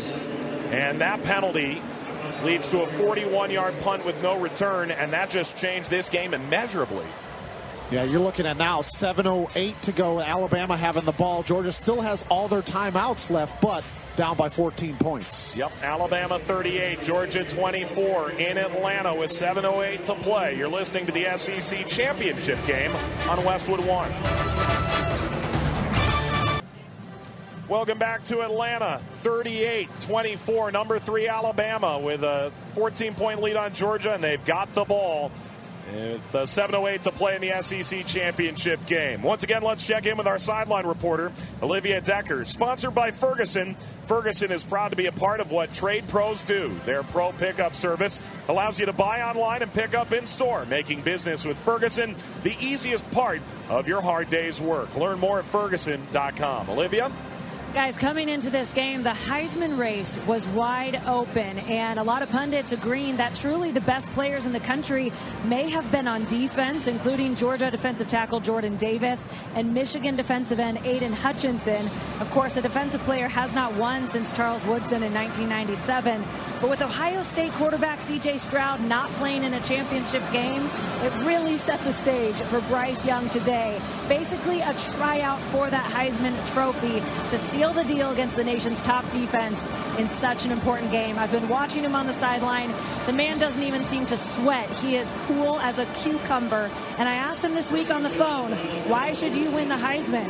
And he said, I'm not worried about any of those external factors. I am concerned with Georgia. But guys, just as he stacks up through his first 12 starts coming into today, all of his numbers beat 3 former Alabama starting quarterbacks, and all 3 of those are currently starting in the NFL. Thank you, Olivia. Well put. 1st and 10 and a handoff to the left-hand side, and racing into the sideline is Trey Sanders. Robert Beal knocks him out, and it's 2nd and 5 for Alabama with 7 minutes to play in the 4th quarter. Heisman? If Olivia said that he's trying out for the Heisman, I think he's made the team. Okay. And that'll be back-to-back. More on that in a moment. Man in motion is Jamison Williams, and now he's asking Young a question or two here. Play clock at 13. Now he motions into the slot on the right-hand side. 6:39 to go. Running 4th quarter clock. Alabama with the ball up 14. 2nd and 5 from their own 19. Clapping his hands. Low snap. Throw over the middle. Ball is batted away on a slant. Incomplete. Arms outstretched to say no chance. Jaleel Billingsley was the target. And we've seen a lot of William Poole in this game. He's in there again. Yeah, I think they got to bring the bigger body defensive back out there to go against some of these tight ends from Alabama. Good coverage from Poole, but also the ball thrown behind Billingsley by Bryce Young. Bryce Young trying to follow in the rare steps Mayfield and Murray most recent to do it. With Devontae Smith could go back-to-back from the same school. It's only happened 5 times ever. Young claps his hands on 3rd and 5 from his own 19. He gets the ball. He throws. It is caught over the middle. It's Slade Bolton in between the hashes at the 40, and he's wrapped up by Lewis Seen at the 42 with first down yardage. That ball was simply a laser in between the hash marks to the 43, gain of 23. Yeah. And the composure to Georgia brings 3 linebackers in pressure on this one. He knows that the internal clock, his timer has to go off. The ball's got to get out of his hands. Not only does he do that, he puts it right out in front of Slade Bolden. A beautiful pass for him to catch and pick up the first down. A lot of glum, disparate Georgia faces in this crowd. 1st and 10 from the 43. Bryce Young goes under center, and eye behind him. He's gone over 400 yards today now through the air. He motions the tight end in. He gets the ball. He hands off right side. Robinson spins in the backfield off of a tackle and then runs into the line of scrimmage and goes down at the 40-yard line in Alabama territory. Loss of 3, 2nd down. And just a second tackle for loss for Georgia in this game. Alabama has not run the football a whole lot. They had a lot more success doing it in the first half. They've not been able to find very many open lanes here in the second half. They got a quarterback in Bryce Young, though, that knows how to throw the ball downfield. Coming into this drive, Alabama had just 114 yards in this half of offense. 55 were on a touchdown to Williams. 2nd and 12, they'll call from the 41-yard line of Alabama for the Crimson Tide. Clock ticks to 5 seconds. Young gets the ball, throws a slant, and it's off the hands, incomplete of Jamison Williams in breaking, and now a flag is in. Referees gesturing. This is going to go against Georgia. Pass interference, defense number 11. The penalty will place the ball at the spot of the foul and includes an automatic first down. Even from our vantage point, Mike, it looked like Darian Kendrick kind of pushed him at the end of his route. It was almost like he just pushed him from the back, moving forward a little bit, and he gets called for the pass interference. 5 minutes to go in the 4th quarter, and Alabama 1st and 10 from midfield off the right hash, leading 38-24. And Georgia's perfect season is in peril. Robinson in the pistol behind Young, and play stopped. The flag is down, and the side judge saying full start. False start. Offense number 81. 5-yard penalty. It remains first down. Cameron Latou, the tight end. You know, sometimes you never want to make an excuse for a false start because that's what our coaches are going to say about it. But when you get your offensive line and your tight ends that are just kind of sitting down there in a 3-point stance for a long time, they start to get a little antsy. They're starting to think about the snap count. When is it going to come? They anticipate.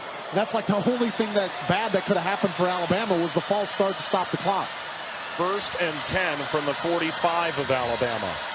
Young in the shotgun. He hands off. It's Robinson up the middle, and he is hit by a trio of Bulldogs as he plows forward to midfield. Seen and Carter were the ones who were literally attached. Clock begins to run. 4:45 to play, 4th quarter. Alabama 11-1, a loss to A&M in October at Kyle Field. Place was rowdy, ruckus. People wondered, could a 2-loss Alabama make the college football playoff? That may be a null and void commentary now. 4.5 minutes to go. Alabama leads 38-24 on number 1 Georgia. Trey Sanders comes into the game at running back. 8th time 500-plus total yards of offense for Alabama this year.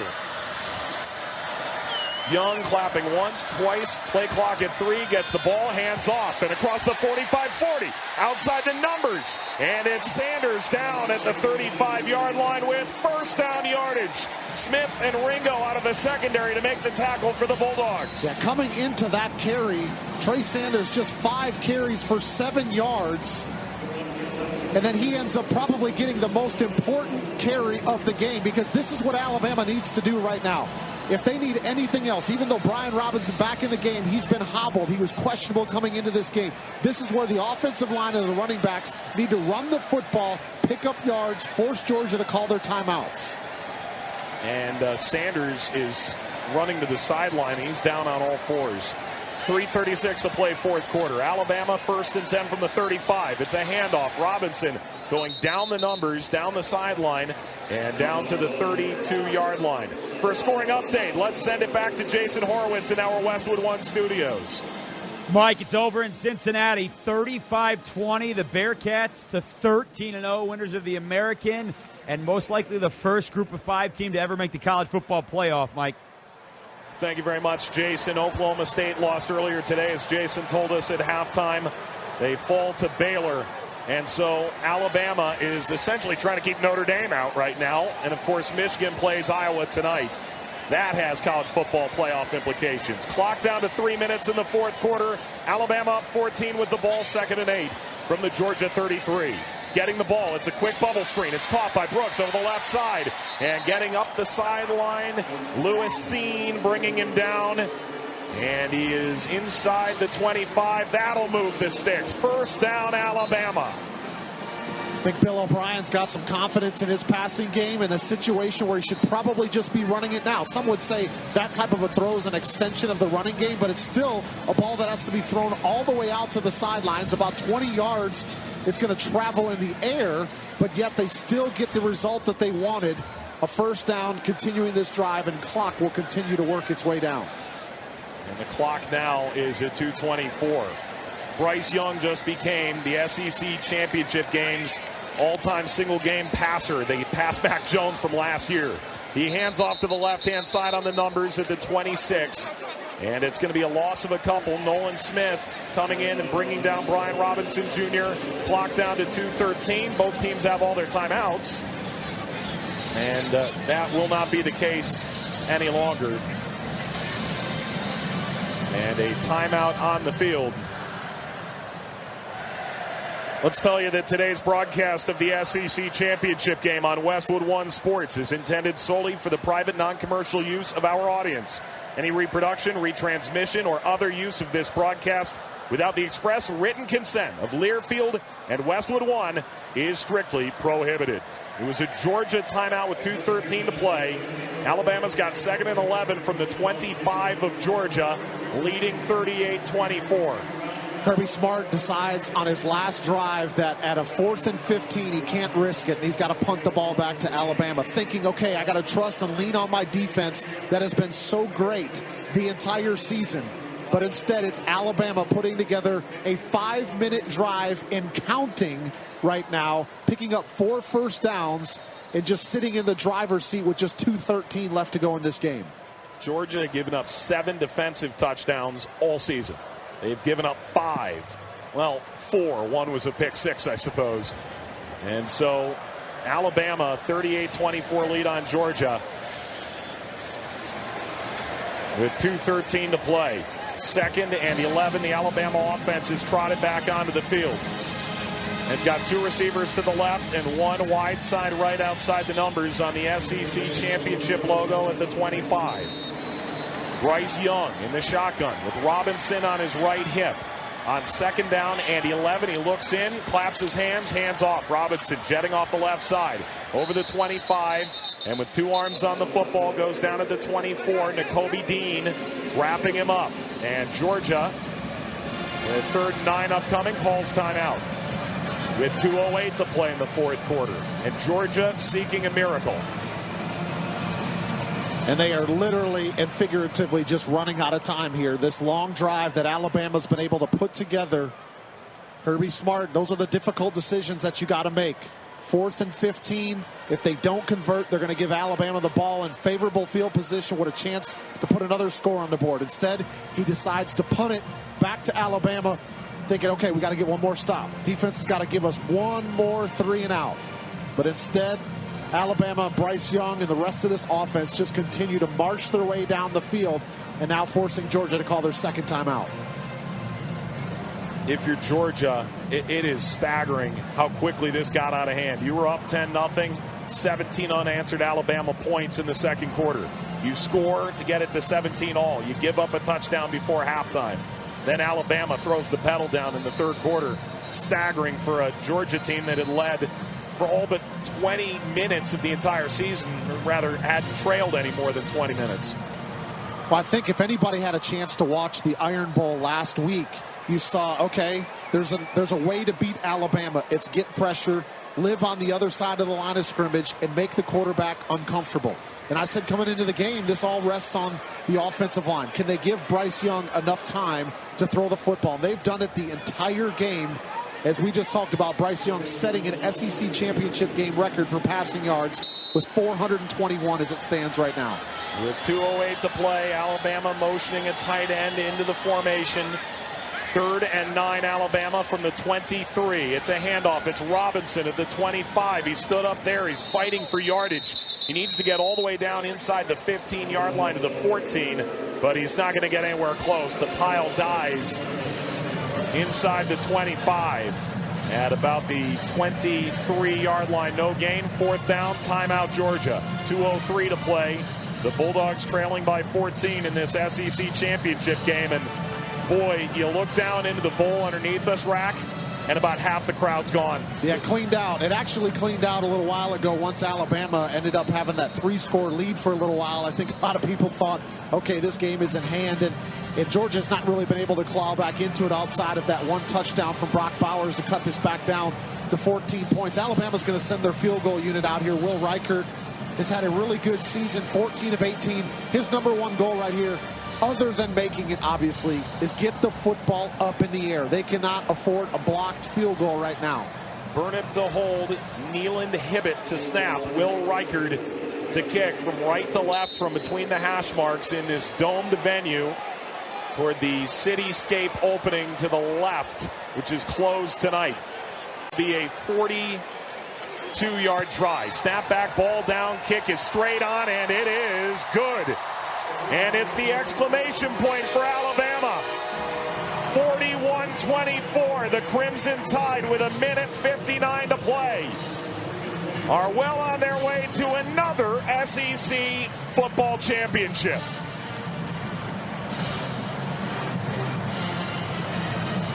Watching some of the stuff on the monitor here, just showing some of the celebrations. Bryce Young, the quarterback that may have just locked up the Heisman Trophy, was happy for his offense, and his field goal kicker, Reichard, clapping hands after he saw that one go through the uprights.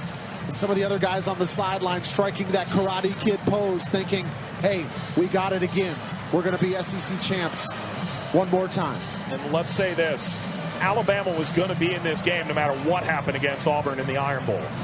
But they had to go 12 plays, 97 yards over 1:35 to save their chance at avoiding being a 2-loss team, which in the college football playoff world is a big deal. Exactly. Has not happened. And they were able to overcome, really, I mean, I always tell people that, because there's always these expectations on the shoulders of Alabama. Everybody thinks that they should win no matter what, especially against an Auburn team that I believe is 6-6 this year, that playing the Plains at Jordan-Hare Stadium is extremely difficult, especially in a rivalry matchup. And they put together that drive to get the victory was really impressive.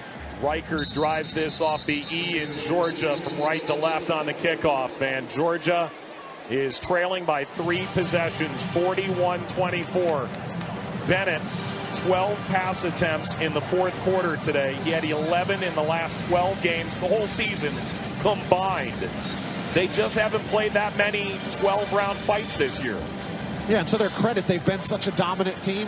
Haven't had Yeah, I could say maybe their schedule's a little bit favorable, as the East has just not been anywhere near as challenging as the West has been, even though LSU and Auburn have been down a little bit the last year and a half or so, maybe 2 years, if you will, since the 2019 season for the LSU Tigers.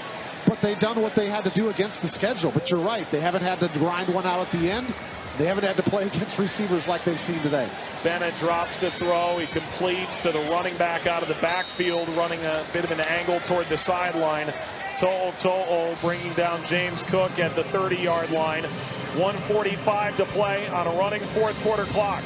Trophy presentation and more as our coverage will continue well after the final whistle here on Westwood 1. Stetson Bennett has never lost as the Georgia quarterback. He throws to the sideline. This is caught and then running out of bounds at the 34-yard line. Beg your pardon, 11-2. Daniels has never lost as the Georgia quarterback, the backup. And one wonders, they're going to the college football playoff, what that conversation is going to be starting next week. Who knows? These teams could play each other again, Rack. Yeah, again, I don't know what's going to happen. Obviously, things still hinge on what goes on with Michigan tonight in that game. But I think the College Football Playoff Committee probably won't put this as a semifinal matchup if they can help it. Getting the football. Bennett drops to throw under pressure. He's sacked from behind. And finally, Will Anderson comes out of hibernation with a massive sack from behind Bennett. Clock runs, 1:10 to play, fourth quarter. 4th and 7, Georgia from their own 28. They need the 35. Bennett gets the snap. He drops to throw. He looks out of the backfield. Caught at the 30, across the 35, first down and more. And Kenny McIntosh, the running back, keeps the game alive just a little bit longer. Drew Sanders takes him down. Talk about Will Anderson now with that sack. 22.5 sacks in 26 career games. It's pretty outstanding. Clock at 50. Georgia's out of timeouts. 1st and 10 from the 38. This ball's popped up and nearly intercepted at the line of scrimmage. Boygby. Oh, he thought he had his moment. He's got a giant grin on his face. Oh, that ball's up in the air, and it's just those defensive line. He's the one that tipped it. It's like coming down, and it's coming right down his hands. It's almost like, oh, don't drop it. And he dropped it. And he dropped it. Some would say that's why he plays defensive line. Others would say it's because he's 285 pounds. He had a pick against Georgia last year on a batted ball. He almost did it again. Clock stopped at 44 in the fourth quarter. Alabama up by 17. Georgia's got the ball, 2nd and 10 from their own 38. Bennett to throw. Steps up in the pocket. Evades the rush, rolling right, throws, and nearly picked off. Brian Branch steps in front of Kieris Jackson, incomplete. Clock to 37 seconds, 3rd and 10.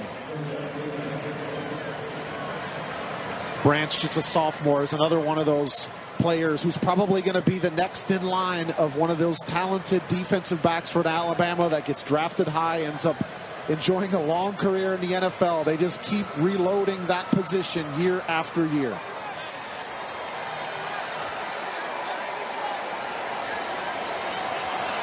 Empty backfield. 37 seconds to play. Alabama leads number 1 Georgia 41-24. Bennett claps his hands. He drops to throw. He feels pressure, throws over the middle. It is caught and now dropped, rather. The referee was right in front of Kieris Jackson, and something there wasn't quite right because it was in his hands and he dropped it. Kieris Jackson got shielded. It's like it was, you can't do anything about it. That's where the umpire is supposed to be. They try to get out of the way, but he just loses the ball as he runs right behind the umpire and just can't relocate the ball once he gets on the other side of him. Would have been a first down. He was wide open. Great coverage by the referee. 4th and 10 from the 38 for Georgia.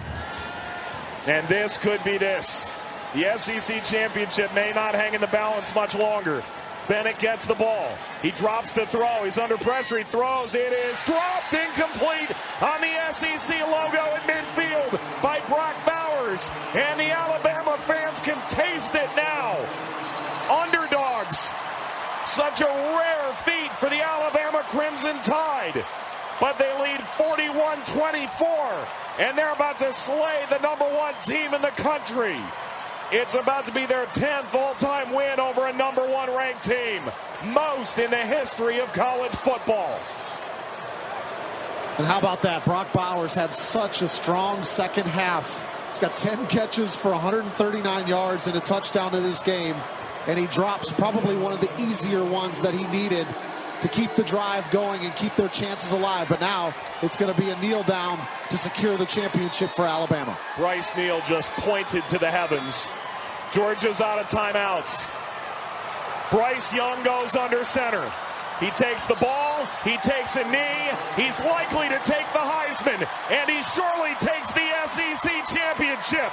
The underdog is the top dog. The Crimson Tide rises to a 29th SEC title and surely the college football playoff. Clock under 10 seconds. The teams have entered the field. Number 3, Alabama, 41. Number 1, Georgia, 24. And the Bulldogs go down in Atlanta.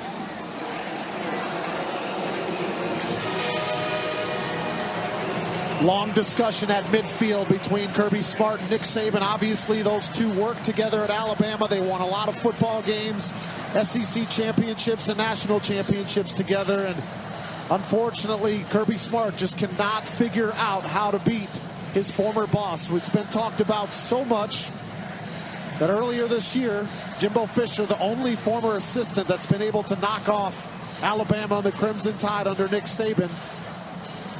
And once again, Saban and his staff, and of course all of these players that continued to execute, put together another great game plan to knock off the undefeated and number 1 team in the country, the Georgia Bulldogs.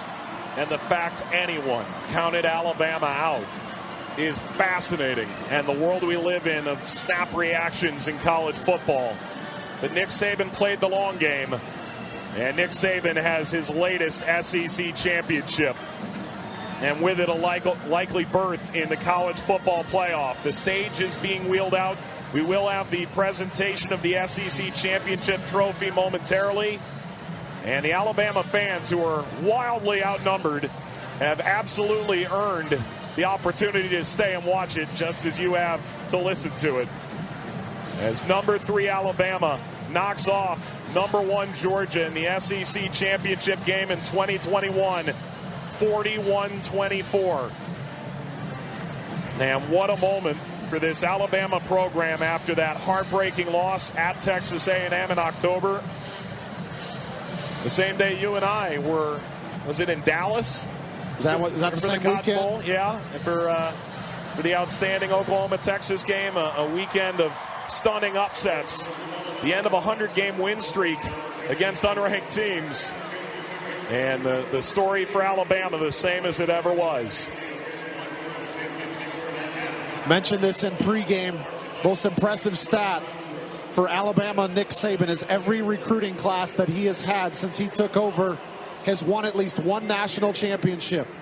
They haven't won it yet this year, but winning this conference, knocking off the number 1 team in the country, makes them 1 step closer to doing it again. Let's go down to the field and Olivia Decker. Guys, I'm joined by Jamison Williams. Okay, you transfer from Ohio State. You dream of playing in big games like this. What was the most memorable part of today in your first season with the Tide? Really just going out and winning the championship with my brothers, man. It's been a long season. It's just how we finish the season out right. We get ready for, hopefully we make the playoffs and get ready for the playoffs. It's just been great. I loved it. I love the team. I love the journey. I love everything about Alabama. It's just been a great season and great year, and I thank everybody who played a huge part in this journey. And I just want to say thank you to everybody again. I'm just lost for words right now. I'm just so happy.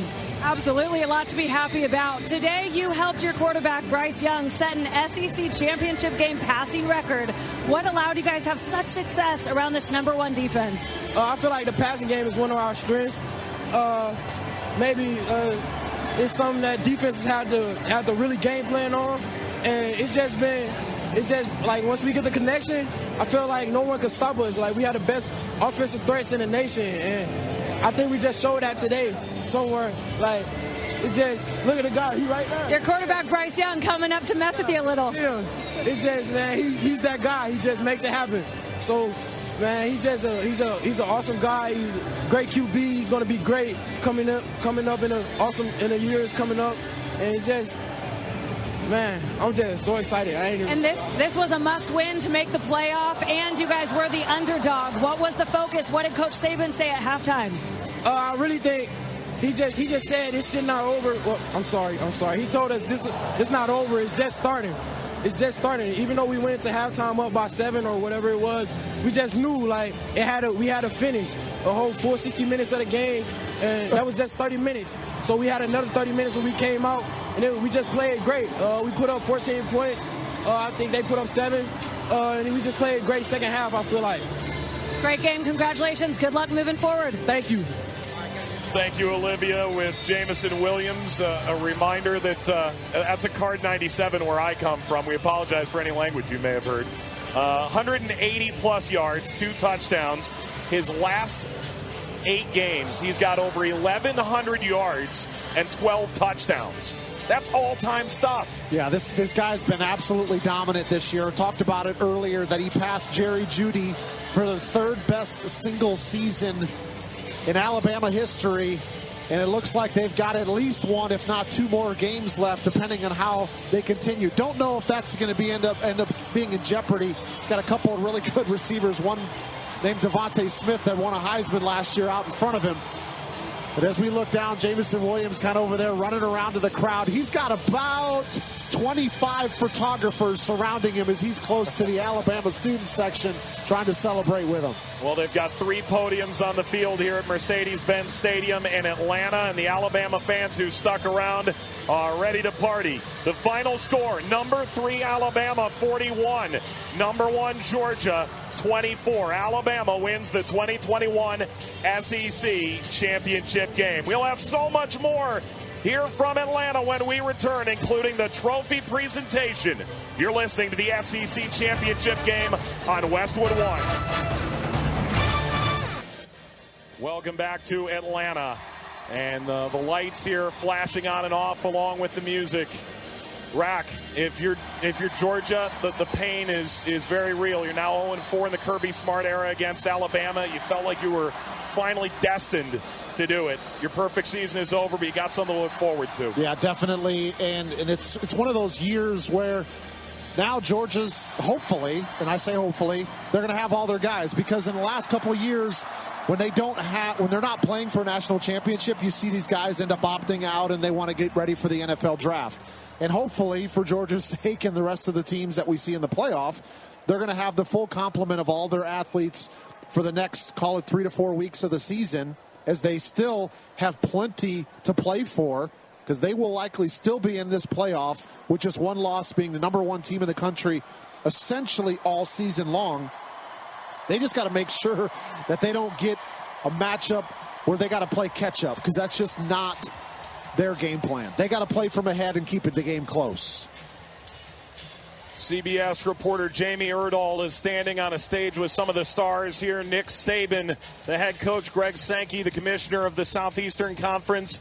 The trophy presentation is set to begin here in just a moment, and we'll carry it for you live here as the number 1 team in the country goes down in, well, a game that just meant more from the beginning. Alabama 41, Georgia 24, with an upset that, well, isn't really all that much of a shock if you really consider it. But if you consider that Georgia led this game 10-0, that Alabama scored the next 17, that Georgia responded, that Alabama scored the 14 after it was tied at 17 all. What an impressive game this was, and what a showcase for college football. A showcase for Bryce Young, a showcase for Alabama Crimson Tide football. And in Atlanta today, the players for Alabama reign supreme, standing on a stage that is just beyond the SEC logo at midfield on the right-hand side of the field, in front of Alabama's name in the end zone. Let's go down to Jamie Erdahl. Conference champions, Alabama Crimson Tide. We want to welcome on stage the athletic director at Alabama, Greg Byrne, the president, Dr. Stuart Bell, Miss Terry, of course, the head coach, Nick Saban, and the commissioner of the SEC, Greg Sankey, and I will let him hand out the trophies. Thanks, Jamie. I want to say thank you to our fans, best fans in the country. When you have the 2 best teams in the country playing each other, you have a remarkable night of football. Thank you. It's my privilege first to present the MVP for tonight's game to number 9, Mr. Bryce Young. Bryce.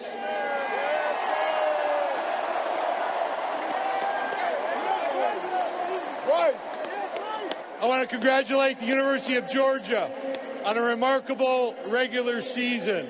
12 wins in a row to come to this evening. Join me in congratulating them and wishing them well on their way forward. They've got some great games ahead. And it's now my privilege to present the 2021 SEC Football Championship Trophy to Coach Nick Saban and the Alabama Crimson Tide. Gentlemen, grab your trophy.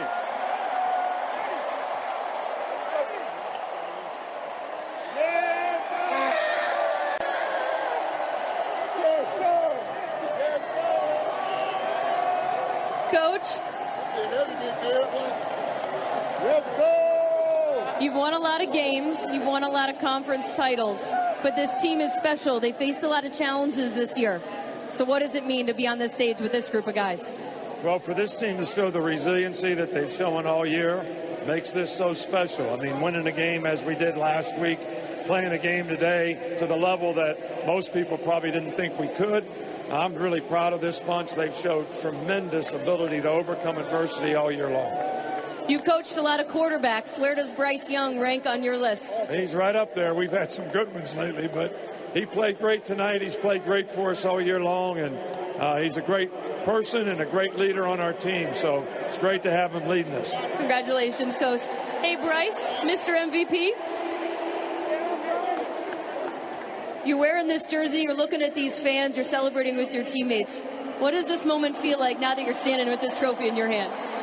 It's a tremendous blessing. All glory to God and thanks to Him for making this possible. To have the support we have from the fans, we're truly grateful for you guys. We love you. For me to have the teammates I do, the coaches I do, I'm just blessed. So it's just a real moment for me. I want to ask your two teammates a question right here. Is this a Heisman winner in your opinion? Yeah, it is. In my opinion, it is. Mr. Heisman himself, baby. Did you see what he did tonight? All day, Did you see what he did tonight? That's a Heisman. Will, you are a Georgia native. How does it feel to win this game against this team? It feels great, man. This is a dream come true. I love it here. Roll Tide! Phil, you celebrated senior night a couple weeks ago, and this is one more accomplishment for you. Where does this one rank? Oh, it feels so good, man. I love everybody on the team. We're going to keep stacking. Got to go back to work. Go back to work indeed. We'll find out their fate tomorrow as they head off into the college football postseason. But for now, we want to take our time to congratulate Georgia on a great season. But your SEC champions once again, Alabama Crimson Tide. Gentlemen, congratulations. And back up to the booth we go. Confetti has flown. Nick Saban has won his 10th SEC championship as a head coach, and his, it's 8th as the Alabama head coach. Incredible what he's done, and Alabama just continues to see the good times roll. Time to select the Geico drive of the game. Rack. Yeah, I'm going to go to the third quarter. It was not a very long drive, just 5 plays, 75 yards. It took 1 minute and 50 seconds off the clock. But it ended with a 55-yard touchdown to Jameson Williams. That put Alabama up 31-17 at that point in the third quarter. And I think that was the moment where Alabama said, we're in control of this game. Now let's just do what we do, and let's go out there and win another SEC championship. And they were able to do just that. Well, you saw a combination of Fedarian Mathis and Will Anderson Jr. and Bryce Young. They've got such tremendous talent. And they got the job done here tonight. That was the drive of the game, sponsored by Geico. Whether you rent or own, Geico makes it easy to bundle home and car insurance. Go to geico.com today. Where's Alabama now? they're at the top, as we know, but a really impressive performance by this whole group. Incredible. Yeah, once again, they're in the college football playoff. They've earned that right. It seems like this was one of the years, and Nick Saban was just talking about it, the resiliency from this team. The fact that they have one loss this year, but yet everybody said, they just don't look as dominant. They just don't look like another Alabama team. I just don't, especially coming on the heels of the Auburn game last week, even though they won it, they just didn't look very good. So a lot of people ask me, well, what do you think about the game this week? And it was hard for me to predict because of the performance that they had offensively last week. It didn't look like the Alabama team that we're used to seeing. Well, they kind of figured out some pass protection. And you and I, Mike, got a chance to see the Alabama team that they're capable of. When they protect for Bryce Young, the wide receivers, the tight ends, the running backs that they have, this is the type of explosive offense. 41 points against the #1 defense in college football. Remarkable, and we've heard Nick Saban refer to it as rat poison, all the expectations around you. He's gone viral for that many, many times, and They put all that outside their mind and beat Georgia in this SEC championship game in Atlanta 41-24. They beat the number 1 team in the country, undefeated no more. Time for the Wendy's player of the game, Rack. This one's probably not going to be a big surprise. Sorry, I'd like to try to lead up to it as much as possible. But Bryce Young is going to be your player of the game. 26 of 44, 421 yards, 3 touchdowns. Maybe more importantly, no interceptions. But I'm not done yet. 3 carries, 40 yards in the run game, another touchdown. So Bryce Young finishes with 461 yards of total offense, 4 touchdowns total, and 0 interceptions. And he might just have won himself a Heisman Trophy. He is the player of the game, sponsored by Wendy's. It's better breakfast o'clock at Wendy's. Get a hot and buttery Wendy's breakfast biscuit with bacon or sausage, fresh cracked egg and cheese for just $1. Limited time only at participating U.S. Wendy's. Well, they're trying to rake all the confetti off the field here, and what an atmosphere, what an outstanding game this was to watch for us, partner. Yeah, it really was. And I felt this game was just going to be one of those heavyweight matchups. You got the number 1 defense. You got an explosive offense. You got a Heisman contender at the quarterback position. You had 2 truly electric wide receivers for Alabama. Unfortunately, they lost one of them, John Mechie, in the game. He did not play in the second half, but they were still able to do exactly what they needed. And, oh, by the way, this defense that, again, a lot of people said that wasn't as good as the Alabama defenses that we've seen in years past. They pick off Stetson Bennett twice. They take one of those back for a touchdown. It was just a total team effort for Alabama. Well, we'll find out real soon who's going to the Cotton Bowl and who's going to the Orange Bowl for the college football playoff, and then the national championship to follow in Indy. Enjoyed it, partner. Yeah, I did too, man. Once again, the final score here in Atlanta. It's Alabama, number 3, a 41-24 upset over unbeaten number 1 Georgia. Up next, Jason Horowitz rejoins us from our Progressive Insurance Studios with more of the post-game report. Save when you bundle auto, home, or motorcycle insurance. Visit Progressive.com today. But first, let's give our local stations a chance for a message. This is Westwood One's coverage of the SEC Championship game.